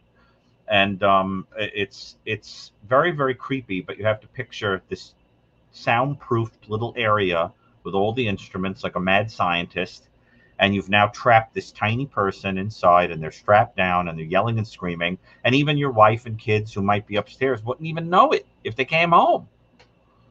Right? I mean, Chris, that's the thing that creeps me out is that thing was like a bunker. Jerry Brudos, the similarly the sexually violent torturer, set up a den that was like that. And he created a system where his wife had to call on the phone or hit a buzzer before she was allowed to come into his workshop. And in the workshop, everything was set up to look like ordinary things that you would have in a man cave, like the little refrigerator and etc., except that the wife never opened the door and realized that he had the foot of a victim in there inside his shoe, or that the paperweight on the table was actually a shellacked body part taken from a victim, so that it was all designed to look ordinary. And then we remember the story, Chris, of one of the people who came from Rex's office. One of the women came from Rex's office, and he brings her to the area where that room is, and he's knocking on that door with his hand saying, "You don't go in here. You don't go in here." And then think about what he might have been doing in there and the sadistic thrill it was probably giving him, that if he, in some godlike way, arbitrarily decided to pull her in there, "Abandon all hope, ye who enter here," as Dante put it. And that, imagine. And the Pirates of the Caribbean. Yeah, true. But just imagine that for just a moment, and then you start to understand why this is such evil. And and remember, for Michael Stone and me, Category 22, which is where you put extreme torturers who engage in repetitive sexual assault and kill, is as bad as it gets. Those are the people that would evoke the word evil from you. I think, Chris, you would agree that is some serious darkness going on there. This is beyond darkness, right? I mean, there's levels of evil. And, you guys, you and Dr. Stone have, written a book about it. But I think it's fascinating because if we look at the post behavior here, right? Tools and devices, and these are the things. Now, mind you, everybody, this guy is consciously making these decisions. These are not just things that, just are random. He has consciously made these decisions before the homicides occur. And so that's why they call it mens rea, evil mind. He has consciousness of guilt. And in this case, and what's fascinating about it is all the research that the behavior science unit, that many of us involved with these people on a regular basis, this is the kind of stuff we love to see, not only from an academic aspect, but from an investigative aspect, because these are the kind of things you talk about into, an arena like this. And some people go, "No way, it's not, I can't wrap my mind around that." Thank goodness you can't wrap your mind around it. But look at this concept here. Dispose of the following tools and devices. T1, meaning target one's clothing and personal items. Drop cloths, wipes and towels, props, toys, wood items. Anything that touched target one. Anything that touched the victim. He's already thinking ahead that he's going to dispose of these items. What you wore, i.e., him, what I wore. Okay? Destroy book and computer files. So that's where I go back to, was he keeping an individual playbook on each particular victim? And that word in of itself being singular really causes me to think here. Burn gloves. Dispose of box with plastic bags to avoid trace, i.e., you can match. If somebody were to tear that bag off, you can match the where the tear was to bag. Okay, and it looks like he's already thought through that. But here's the really interesting part, and it's crazy. Once, this is just crazy. Sound travels, and these are things to remember. Now, this is what he says. Things to remember. Sound travels, i.e., birds outside. So what does this tell us? He learned from another event that sound traveled. Control the amount of air in and out of control the noise made. Now, there's two ways I've looked at this. My first impression was he's doing controlled breaths before he attacks. And the second is he's controlling the breath of the victim so that the victim's not screaming or yelling. And then he says, look at this, get sleep before hunt. Too tired creates problems. And that's what you were talking about earlier, Josh. This guy is on the hunt. And look here, the third bullet point, hit harder. Too many hits to take down, or too many hit to take down. Consider a hit to the face or neck next time for takedown. It's so matter of fact. Yeah. This guy, like Gary was talking about, this guy's going to work. You know, he reminds me of Dodd when, you know, another real problem. And I asked Dodd, you know, remember he was a security guard at some construction site, and a little boy had fallen in front of him, and he went over and he picked the kid up and kind of dusted him off, and he was in a security guard uniform. And the mother was so appreciative of that later on he tells me that the mom brought over a plate of cookies, okay, and gave him cookies for taking care of her son that day. Well, unbeknownst to her, later on, Dodd would be one of his victims. And he just got an excited charge out of that. Sure. And so, but here he's actually telling us, you know, hey, you know, I got to get more sleep, and then I have to control the noise. And what is the result of that? More playtime with the victim. Right. Well, Chris, I think we have to clarify something. So in organized offenders, one of the most classic things to do is that you have a cover story where you're luring somebody near to an area you want to take them for privacy, and then you blitz them. The blitz style attack is like when Bundy had a wrench or something hidden in the tire area of the car. So after the woman has come close to help, you know, put his sailboat on the top of the Volkswagen or something else, he pulls it out, bops the person on the head. Or we see that in the Rachel Morin case, that she might have been blitzed with a rock. The idea is to render the person unconscious, then pick them up and move them into a car or take them somewhere. So the point is there needs to be some schmoozing where you're talking to the person and making them comfortable, letting, you know, feeling them out. And then when their head is turned or something, you're hitting them in the neck or head or something to get them to pass out. And I think that's what he's referring to. But the other thing is that if you look at the language there, you also get the sense that there might have been some victims that he actually literally hunted like an animal. And there was the possibility that the idea was that you could more quickly take them down like a deer or something if you were to shoot them in a particular area. And there is some suspicion that part of the reason these cases, a lot of these cases are not getting linked, is that this guy might have been so versatile in what he enjoyed. He might have read about a whole bunch of serial killers and said, I want to try that, I want to try that, I want to try that, I want to try that. And there are serial killers that actually did that, who had an arsenal of firearms and actually ran after people and shot them, killed them. It's very interesting that we're now starting to realize there are victims out in the forest, which is something that I suggested to John Ray on your show, Chris. Yep. Before that ever even came to light as a possibility. Remember one of the victims, I think it was Shannon Gilbert, there was that possibility of her having a hole in the throat that looked like it might have been caused by a hunting arrow. So, you know, that's very, very interesting. I will not be surprised. I don't know about you, Chris, if it turns out that some of these victims were hunted.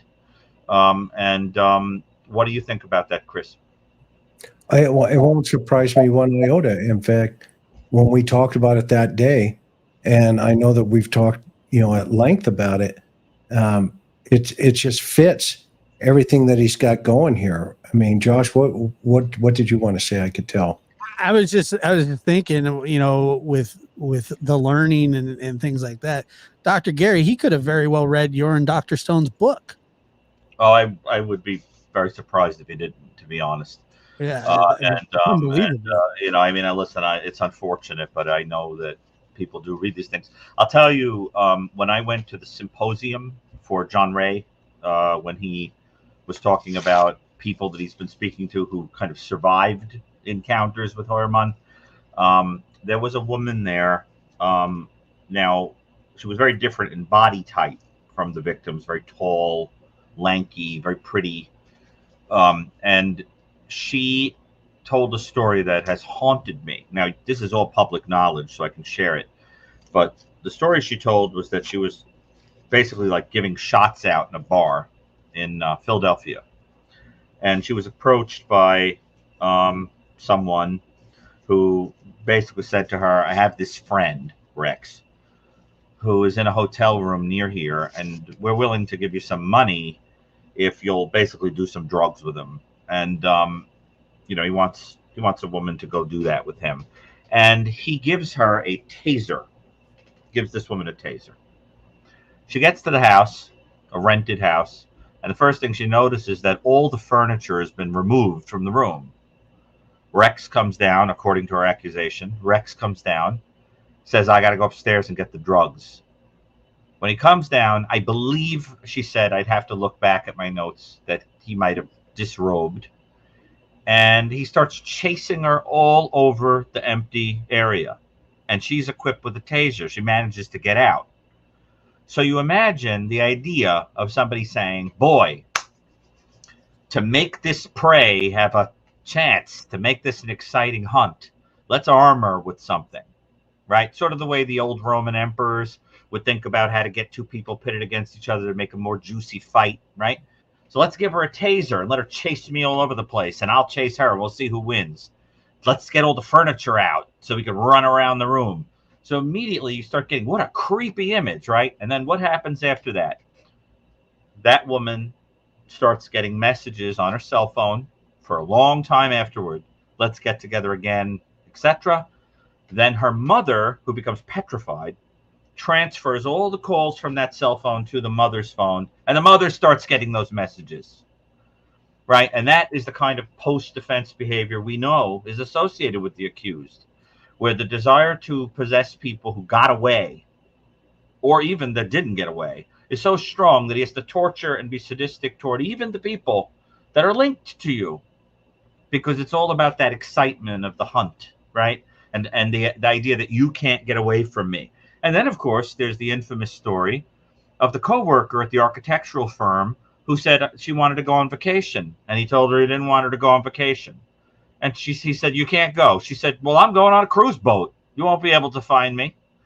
And she's on the cruise boat, and a note slips under the door of the cabin that says something to the effect of, told you I'd find you. So the point is, we are dealing with somebody you don't get away from. And that is the key. Keeping people, possessing them, making them yours forever. And that's why ultimately he winds up with a dumping site that he can visit where he has collected them forever. That's the idea. Now, that's haunting, but that's what you can deduce from this document and the facts. And I'm very appreciative of John Ray, because people laugh at him, but the fact of the matter is that he's got the right idea. Keep looking, because there's going to be loads and loads of people, not only that are dead, but who lived, who got away from him, the near miss, the near hits. Wouldn't you say, Chris?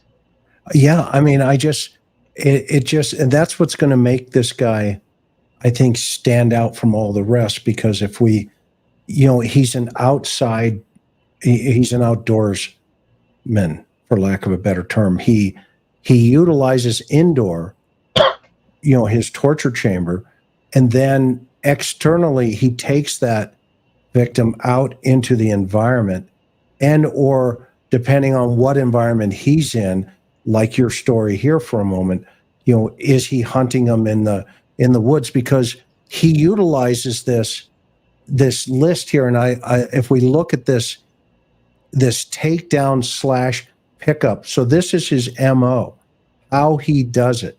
And look what he says here: hunt too long, seen in area too long. And this is a critique of one of his hunts. He is writing this down so that next time, because remember, it goes up here, he says things to remember. This is a subcategory under things to remember. And he talks about it. Hey, this one, I hunted too long. I was in the area too long. Okay. Oh, you know what? I was tempted to use my gas card. Okay.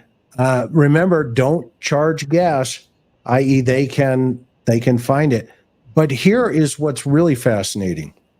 Recon for video cameras in pickup area next time.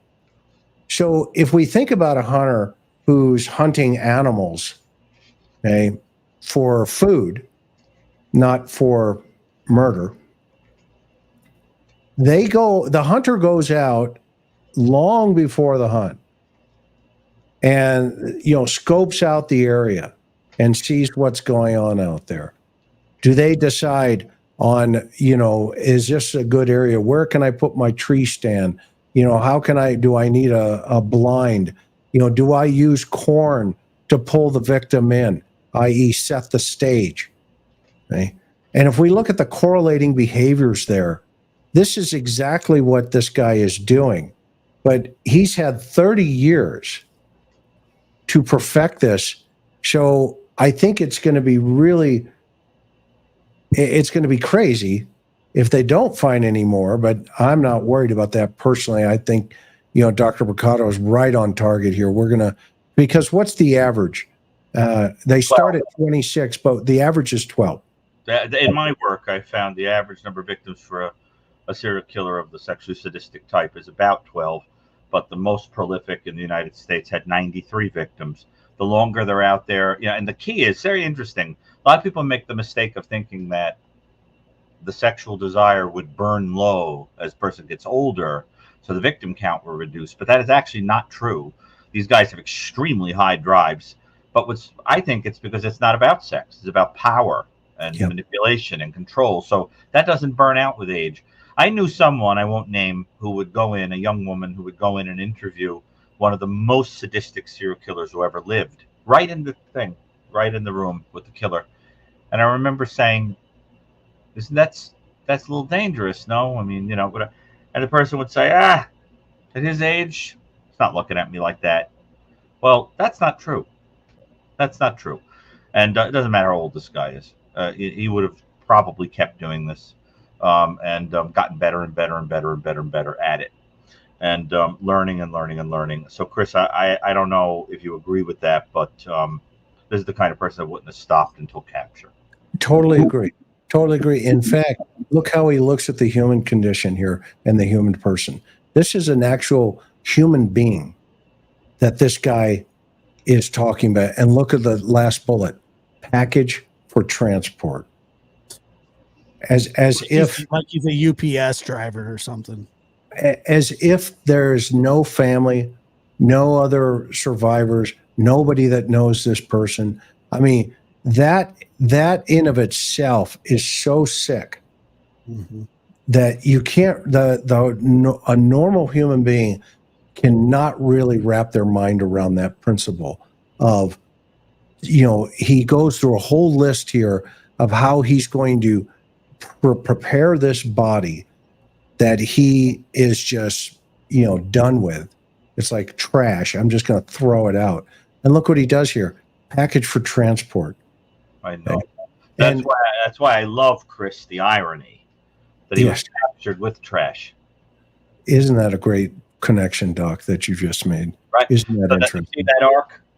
Right. He throws these people away like they're garbage. Well, garbage is what leads to his capture.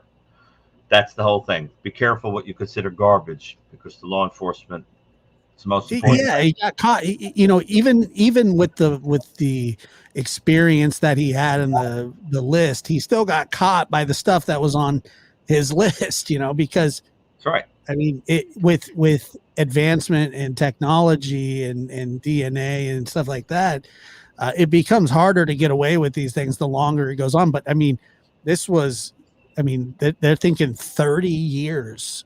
That is just an incredible amount of time. One thing that I always like I've been thinking about this too.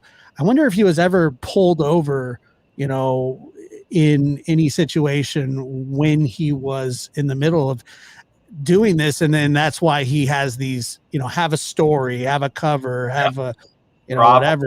It would be interesting to see, you know, if he had been ticketed or anything like that and been pulled over for certain things.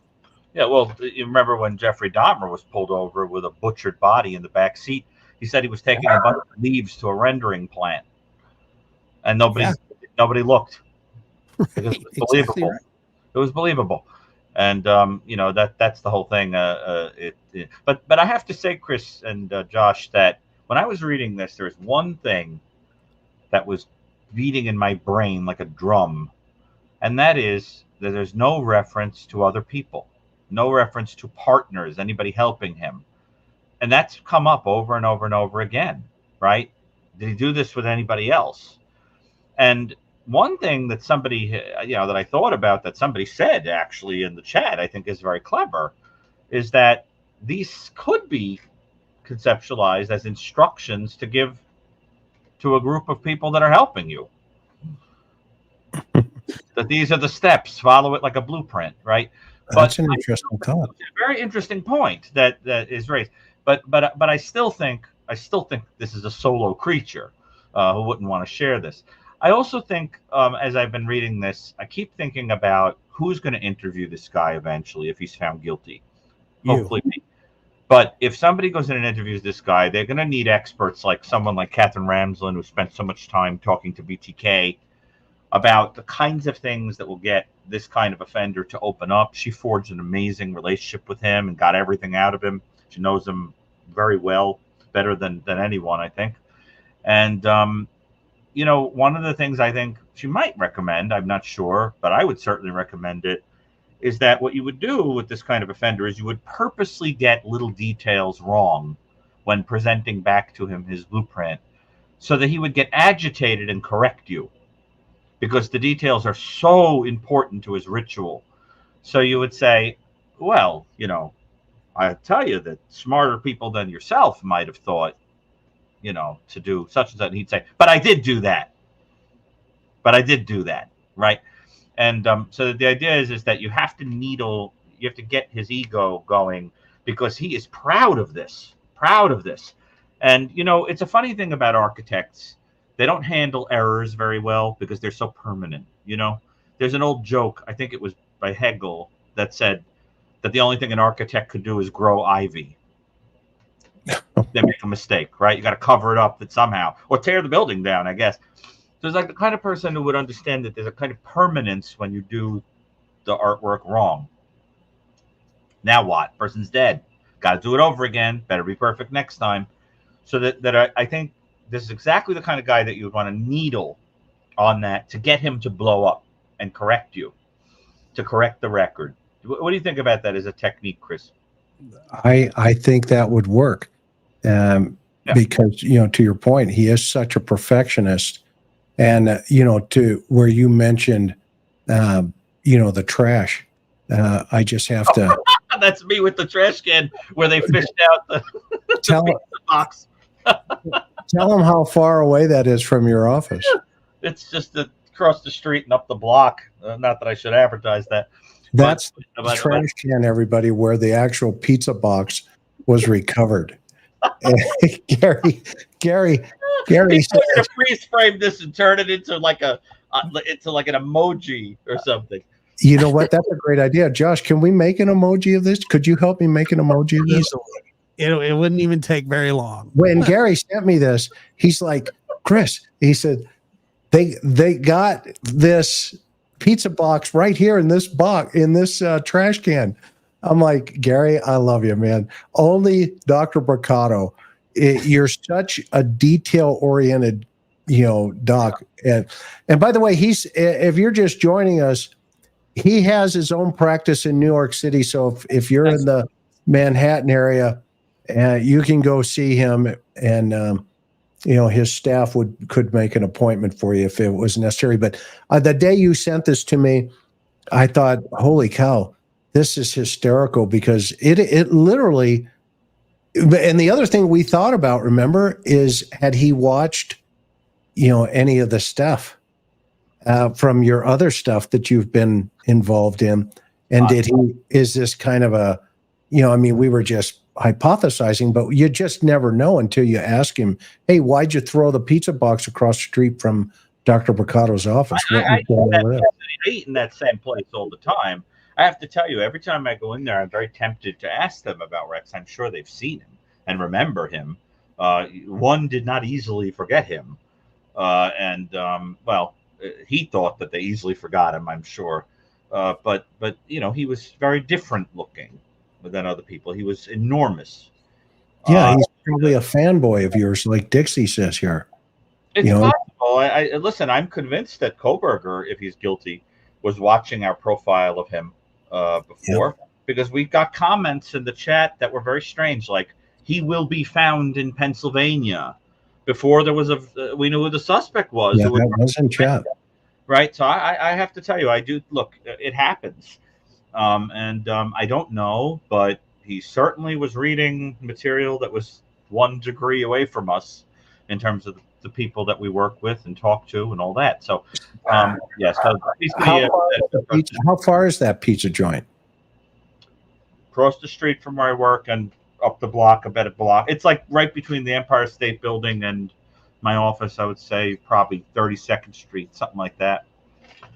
He worked at a firm that was directly across the street from the Empire State Building, and then walked about 2 blocks up to get pizza, and then dumped it. They used the abandonment DNA or whatever, to symbolically, I think, to capture him. I love the symbolism of him not valuing the trash and realizing it led to his demise. And I also want to point out, Chris, that for all of this planning, he left hairs all over the place. Yeah. Well, but he accidentally on that one in the document here where he left one hair underneath one of the victims in a surgical. And what was interesting, the fact that he chose a surgical sheet. Yeah. That's pretty specific. Here's a question for you, Doc. Did you see the entry in his calendar in the 32-page document that mentions someone coming over to saw something? Yeah, I saw that, if you'll pardon the bad accidental pun there. I definitely did. But the thing is, I'm not sure what it meant.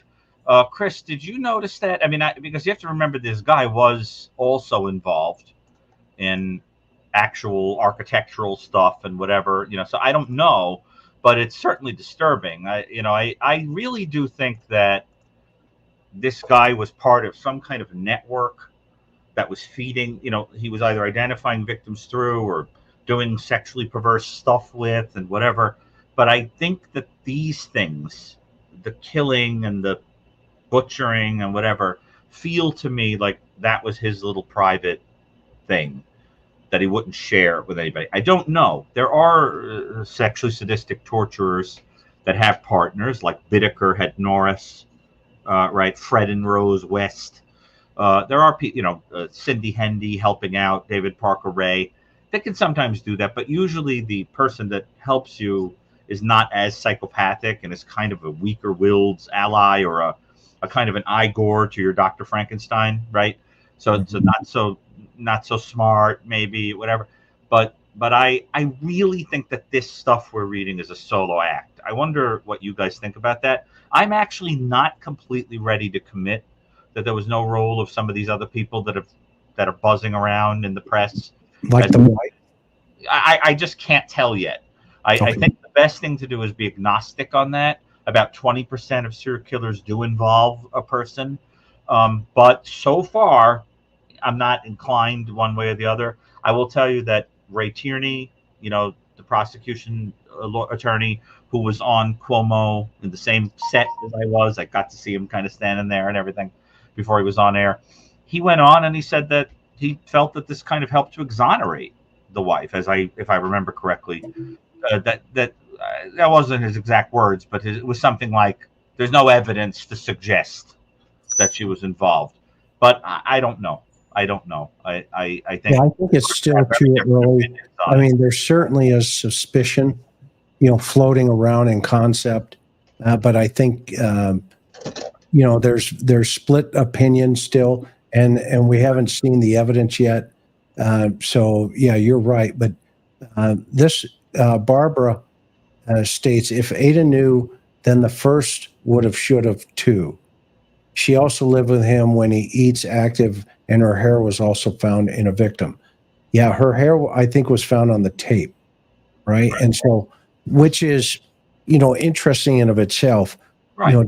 Did she, in any way, shape, or form? How does that get there? I mean, that you're right. Everybody, you're right. I mean, I think we're all asking that exact same question. How in the world does that hair get there? I mean, we can guess and speculate, but I don't think we know yet. And because we do have this document now that's come out, to Dr. Brucato's point, this is a very specific, very selfish document. Oh yeah. For him. And I don't see a woman's touch in this document in any way, shape, or form. I mean, right. It's a very inconsiderate, selfish, piece of work. Josh, I see your eyes are going 100 miles an hour. What are you thinking? Oh no, I just found a photo from the library of Dr. Gary that. You did. Maybe you want to share. Go ahead and go ahead and click on it. It's down library. at the bottom. Yeah, it's at the bottom. All you got to do is just hit share. Yeah. I don't know what you're about to show. God only knows. Yeah. Okay. I'm not seeing it, bro. Hang on for a minute. Can you at the very bottom where you let people in, all you got to do is hit the. Oh, you're right, Josh. Yeah, I just noticed that. Yeah. That's correct. Look at Gary. What on earth are you about to show people? I see. The pizza emoji. I see it down at the bottom there. Pipe, the little Sherlock style pipe. I like it's sort of like a mix of like the Avengers and Sherlock Holmes. Yeah, Sherlock Holmes. Columbo, I have one more question. Okay, all right. All right. I looked so dapper in one of those bowlers. You look fantastic. Like shaved cousin it. That's a great photo. That's a great picture. What we do need a pizza emoji, a avocado pizza emoji for sure. I got you. No problem. You can make that into an emoji. I like that. I'm a little horrified, but thank you for the haberdashery. Yes, it's a little Poirot also, so I enjoy that too. But those little references. But anyway, thank you. I have to go destroy my eyes now. So, but Chris, one thing I keep finding myself wondering about is what serial killers did he imitate? Say it again. What serial killers is he imitating? That's a great question. So I think he is learning the way he was doing things, but I'm not positive. Is it Bundy? Do you think he's getting close to Ted? Well, see, it's interesting because the idea of keeping a woman for a while. Oh, who's the guy down on the hole that threw everybody in the hole? Gary Heidnick. There you go. For torture purposes. Yeah. David Parker Ray. Keep talking real fast. I got to grab Buddy. He's howling. Just a minute. Sure. Robert Ben Rhodes, who had a torture chamber in a truck. I can, while Josh continues to mutilate my photo, I can keep going through the list. No, I'm done. Okay. I mean, certainly people who did that, who isolated women someplace for repetitive assault and torture. Then this idea of this kind of asphyxiation with ropes and so forth. There are many, many offenders who did that. The hunting of women, if any of that went on, is reminiscent of Robert Hansen, who chased women around in the forest, or Zodiac, who seemed to get a thrill from. Remember, one of the ciphers of Zodiac, the 3-part cipher. I have a very disturbingly photographic memory, and I remember very clearly that when they translated the first cryptogram, it said, "I like killing people because it is so much fun. It is even more fun than," remember this whole thing? "It is even more fun than hunting animals in the forest because man is the most dangerous animal of all to hunt." And, so that there were some offenders like that who got a thrill out of that. And then there is also this quality of the ruse to lure the people with the cover story and then kind of blitz them, that is reminiscent of a lot of offenders like Bundy. And then, of course, you have the keeping people to visit in a kind of pile somewhere, which I have to tell you, as Vernon Gayberth points out in the video that was referenced by Chris, is very unusual. Usually you're not going to keep your bodies out somewhere where you could, like Ridgway did that, or Bundy, where you have a specific place you can revisit. But here's the creepy part, that the elephant in the room, is that when offenders do that, when they revisit their bodies like that, there's generally some necrophilia. And no one wants to say that part, but that is something I have studied. I'm writing about it now. I'm trying to create a typology of people who do that. I will tell you that when you're keeping a dumping ground, that's not uncommon. But we can't guarantee it. But it happens. So don't take that off the table. Anything goes with this dude. Gacy kept his bodies in mostly one place until he ran out of room, under the house. And the other thing is that about him that I think is very much like other offenders is all the little tricks he started using to outpace the technology, to take steps to stage crime scenes, to be aware of cameras, to whatever. I think the pinnacle of that behavior is Israel Keyes, who is the serial killer that would have, I think, most exemplified someone who learned all the science and tried to outpace it. Richard Kuklinski did that too, correct? Yeah, he's a different kind of offender because he was sort of like a hitman, basically. Yeah, right. For whom it was all business, and he comes a little bit closer to the kind of people I think of as more like part of an army, or like like where you don't really think of them as personal cause. He couldn't care less about these people. It was just business. But I'm talking about people who are doing this for their own amusement. And so he seems to me to be somebody who was interested in offenders mostly of the 1960s through early 2000s period. But he also had that book of crime scene photos in LA that go back to the 30s. He was reading about cases as old as Lizzie Borden in the 1890s. So I think he was just generally interested in crime. Oh God, this question is impossible to answer. It comes up every time you talk about these things. I think the answer is that you need well, first of all, let's take the word evil off the table, or it's going to become theological. Let's say psychopaths. I think that's what they mean. Are people born psychopaths? I think that it's a mixture. I think that we know from studies of families in which one person is a psychopath and the other children were affected by the same environment, that they don't all become killers or perverts, right? There's something special about that offender. I think what it is that if you have a certain type of brain with abnormalities of the frontal lobe and the limbic system, particularly the amygdala, certain other areas, you're kind of sensation seeking and fearless and whatever, but you're treated very well by the world. You might be somebody that does pro-social things, like save people by running into fires or throwing yourself on a grenade or something to save the platoon. But if you're treated badly by the world, you'll twist it to become somebody who uses those things for evil. And that's why, I always say that people in our business who are good at this kind of stuff, we're people who've been loved. We want to use these things for good. And wouldn't you say, Chris? I mean, that's what it seems to come down to. And we had loving and moral families. Yeah, I mean, it really comes down to a stability factor in relationship to, Right. what else was going on at the time. And I don't think who is the number one suspect in Zodiac? And we don't want to tip our hands all the way, but we're writing about Arthur that. Lee Allen, but I don't believe Arthur Lee Allen was the perpetrator. They made a movie after Arthur Lee Allen died and he wasn't around to defend himself anymore.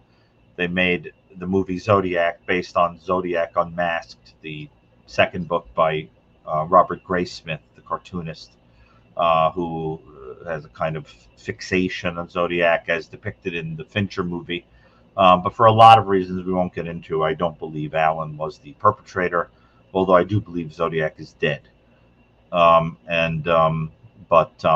yes, it is also true that most psychopaths, most I would say, are not killers. It's just one form of assertion of domination and control in that type of person.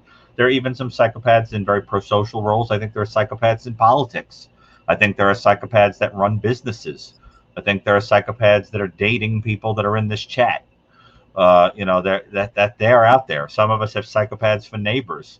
There are people that we know in our lives, that people that have even worked on police forces or so forth, that have been psychopaths. And Chris and Josh and I'm sure we know some of them. We know psychopaths. So do you. And the reality is that there is a wide array of psychopathy. You don't have to go all the way over into sadism. You certainly don't have to go all the way over into sexual assault, rape, murder, etc.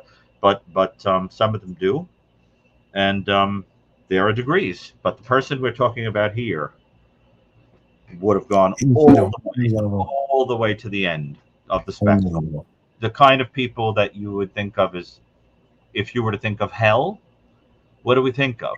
Torture, right? There are serial killers that love depictions of hell, people in torture devices and things like that. Look at the old medieval and Renaissance depictions of hell, and you'll understand the kind of thing that would amuse this kind of offender visually, right? People being burned, tongues being ripped out, hanging, genital mutilation, etc. And that's what you have to imagine. That when human beings think of the most evil thing they could think of, they're thinking of the stuff these people do for fun. Which means, I think, fully embracing the idea of oneself as an evil person, as the devil. Trouble is that these people are so fragmented that half the time they're loved by people. They're not the devil in red tights, chortling, holding a pitchfork with a long tail with a point on it. They're people that are holding jobs and are being friendly to people and making jokes and going out for drinks and whatever. And that's what's so terrifying, is that we all could have that person in our life that makes some jokes that are weird or says some things that are weird, and they give us the creeps, and we ignore it or whatever. But that could be the psychopath next door.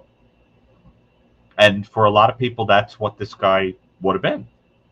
For me, he was across the street. That is a great way to end this one right here tonight. Yeah. He literally was potentially across the street from your office, and that's where the pizza box was found. That's right. And I was thinking about him for years, and he was right there. Absolutely. Yeah. Hidden in plain sight. And Josh, I hear a little beeping going on over there. You guys getting a tornado warning or something? What's going on? Not yet. Okay.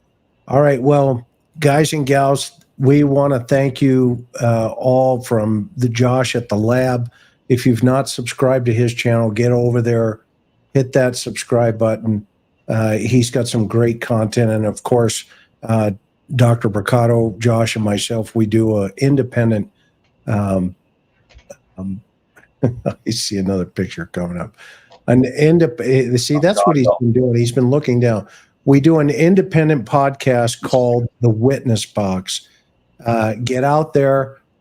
We would love to see you. He's got the cowboy hats on. How much?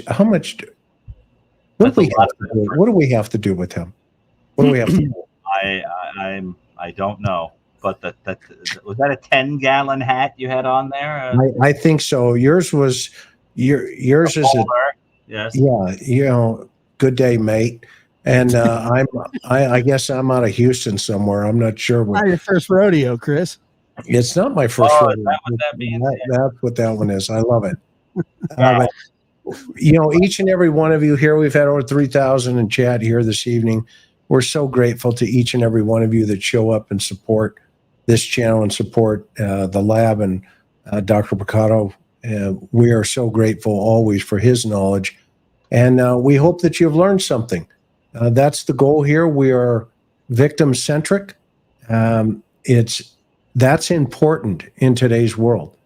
Victims need platforms that they can be safe. There were some recent talks about it, and this is really important to understand that victims need to have places to go. And as you know, we've had Maya Miliete's family here on this platform, and Larry is in custody for murdering their sister. Just some good news in Dee Warner's case. Her husband was just bound over for murder in her case. And as you know, Billy and I worked very extensively on that up in Michigan. And guess what? He's in custody, and he just went to court the other day, and he was bound over for murdering his wife. I'm not even going to use his name. Okay? So those are the kind of things that are important to understand. We still have Sebastian Rogers missing. He's out there. Summer Wells is still missing. And 5-year-olds do not vanish from their basement, and 15-year-olds don't vanish from their homes. So keep them constantly in your prayers, as well as Suzanne Morphew. Her remains have now been found, and let's continue to pray that there be justice in that. And also for Rachel Morin's. And Rachel Morin. Killer to be found. Rachel Morin's, and we have an anniversary that's going to be coming up very soon of her murder. Yes, I believe that comes this summer, right, Chris? Yep. And Kaylee from the Idaho 4, her birthday was just the other day, and her parents again experienced an empty day without their beloved child. We must remember Kaylee, Madison, Xana, and Ethan always. Definitely. So, and remember on July 11th, yes, on Hulu, Dr. Burgess's the show that celebrates her Mastermind 3-part series will debut. I will not reveal anything about it except to say that I did go to the viewing of the first episode. I'm in there a few times, but who cares? This is about Anne. And I will tell you that you are going to love it. It is terrific. Absolutely terrific. I wait with bated breath for the other 2 episodes. And I can't wait until it's released somewhere where I could own it on DVD or something, because I just love it so much. And so she is a very, very colossal figure in the world of true crime. And Chris, I hope we'll have her on to do a little. We're going to have her on. We're going to have her on like we've talked about, and she wants to come on. Yeah. And what a privilege that is to have her come on and talk about. And we're going to have others on with her to honor Anne that night. And if you do not know who Anne Burgess is, she is at Boston College, but you can also go over and read her bio on the Cold Case Foundation. We absolutely love her, and she has a special that's about her life that's coming on the Hulu channel. Right. And it's going to be an absolute amazing program. So it is truly amazing. And I have the great honor of being a visiting scholar at Boston College, where I work with Anne. And, as you guys know, that's a title I hold. I think it's an honor to have that title. How do you become a visiting scholar? Well, a visiting scholar means that you're participating in research with people at the university, and there's they do you the honor of kind of bringing you on board as an academic for a period, and you could keep getting renewed if you stay on conducting research. So I'm actually participating actively in research on a variety of things there, like dismemberment cases, mutilation, Native Americans, SA, serial killing, the insanity defense, crimes against children, etc. But it's an honor. It's an honor to be invited. So I couldn't just say that I was a visiting scholar. No. A person would have to be pretty out there to say that they had a title like that without. Well, if somebody did it 18 years ago as a tag along with somebody else, could they still be? Well, they wouldn't. They would just say that they were for that brief period. They wouldn't say to be a visited scholar. Not continuing. No. It's a title that would have to be renewed annually. So you would 18 years later. Yeah, something like that. It would be strange to do that. Yeah. You guys ready to go to Hawaii? I am ready. Aloha. All right, everybody. Thank you so much for being here, and we appreciate you just hitting that thumbs up button. And if everybody in the chat right now, if you're not subscribed, could you hit that subscribe button for me? I would greatly appreciate that. And again, we'll see you on the next one. Aloha, everybody. And to the Maui fire victims, aloha. We're thinking about you. We have not forgotten about you on this channel. Aloha. Have a good evening, everybody. And thank you again.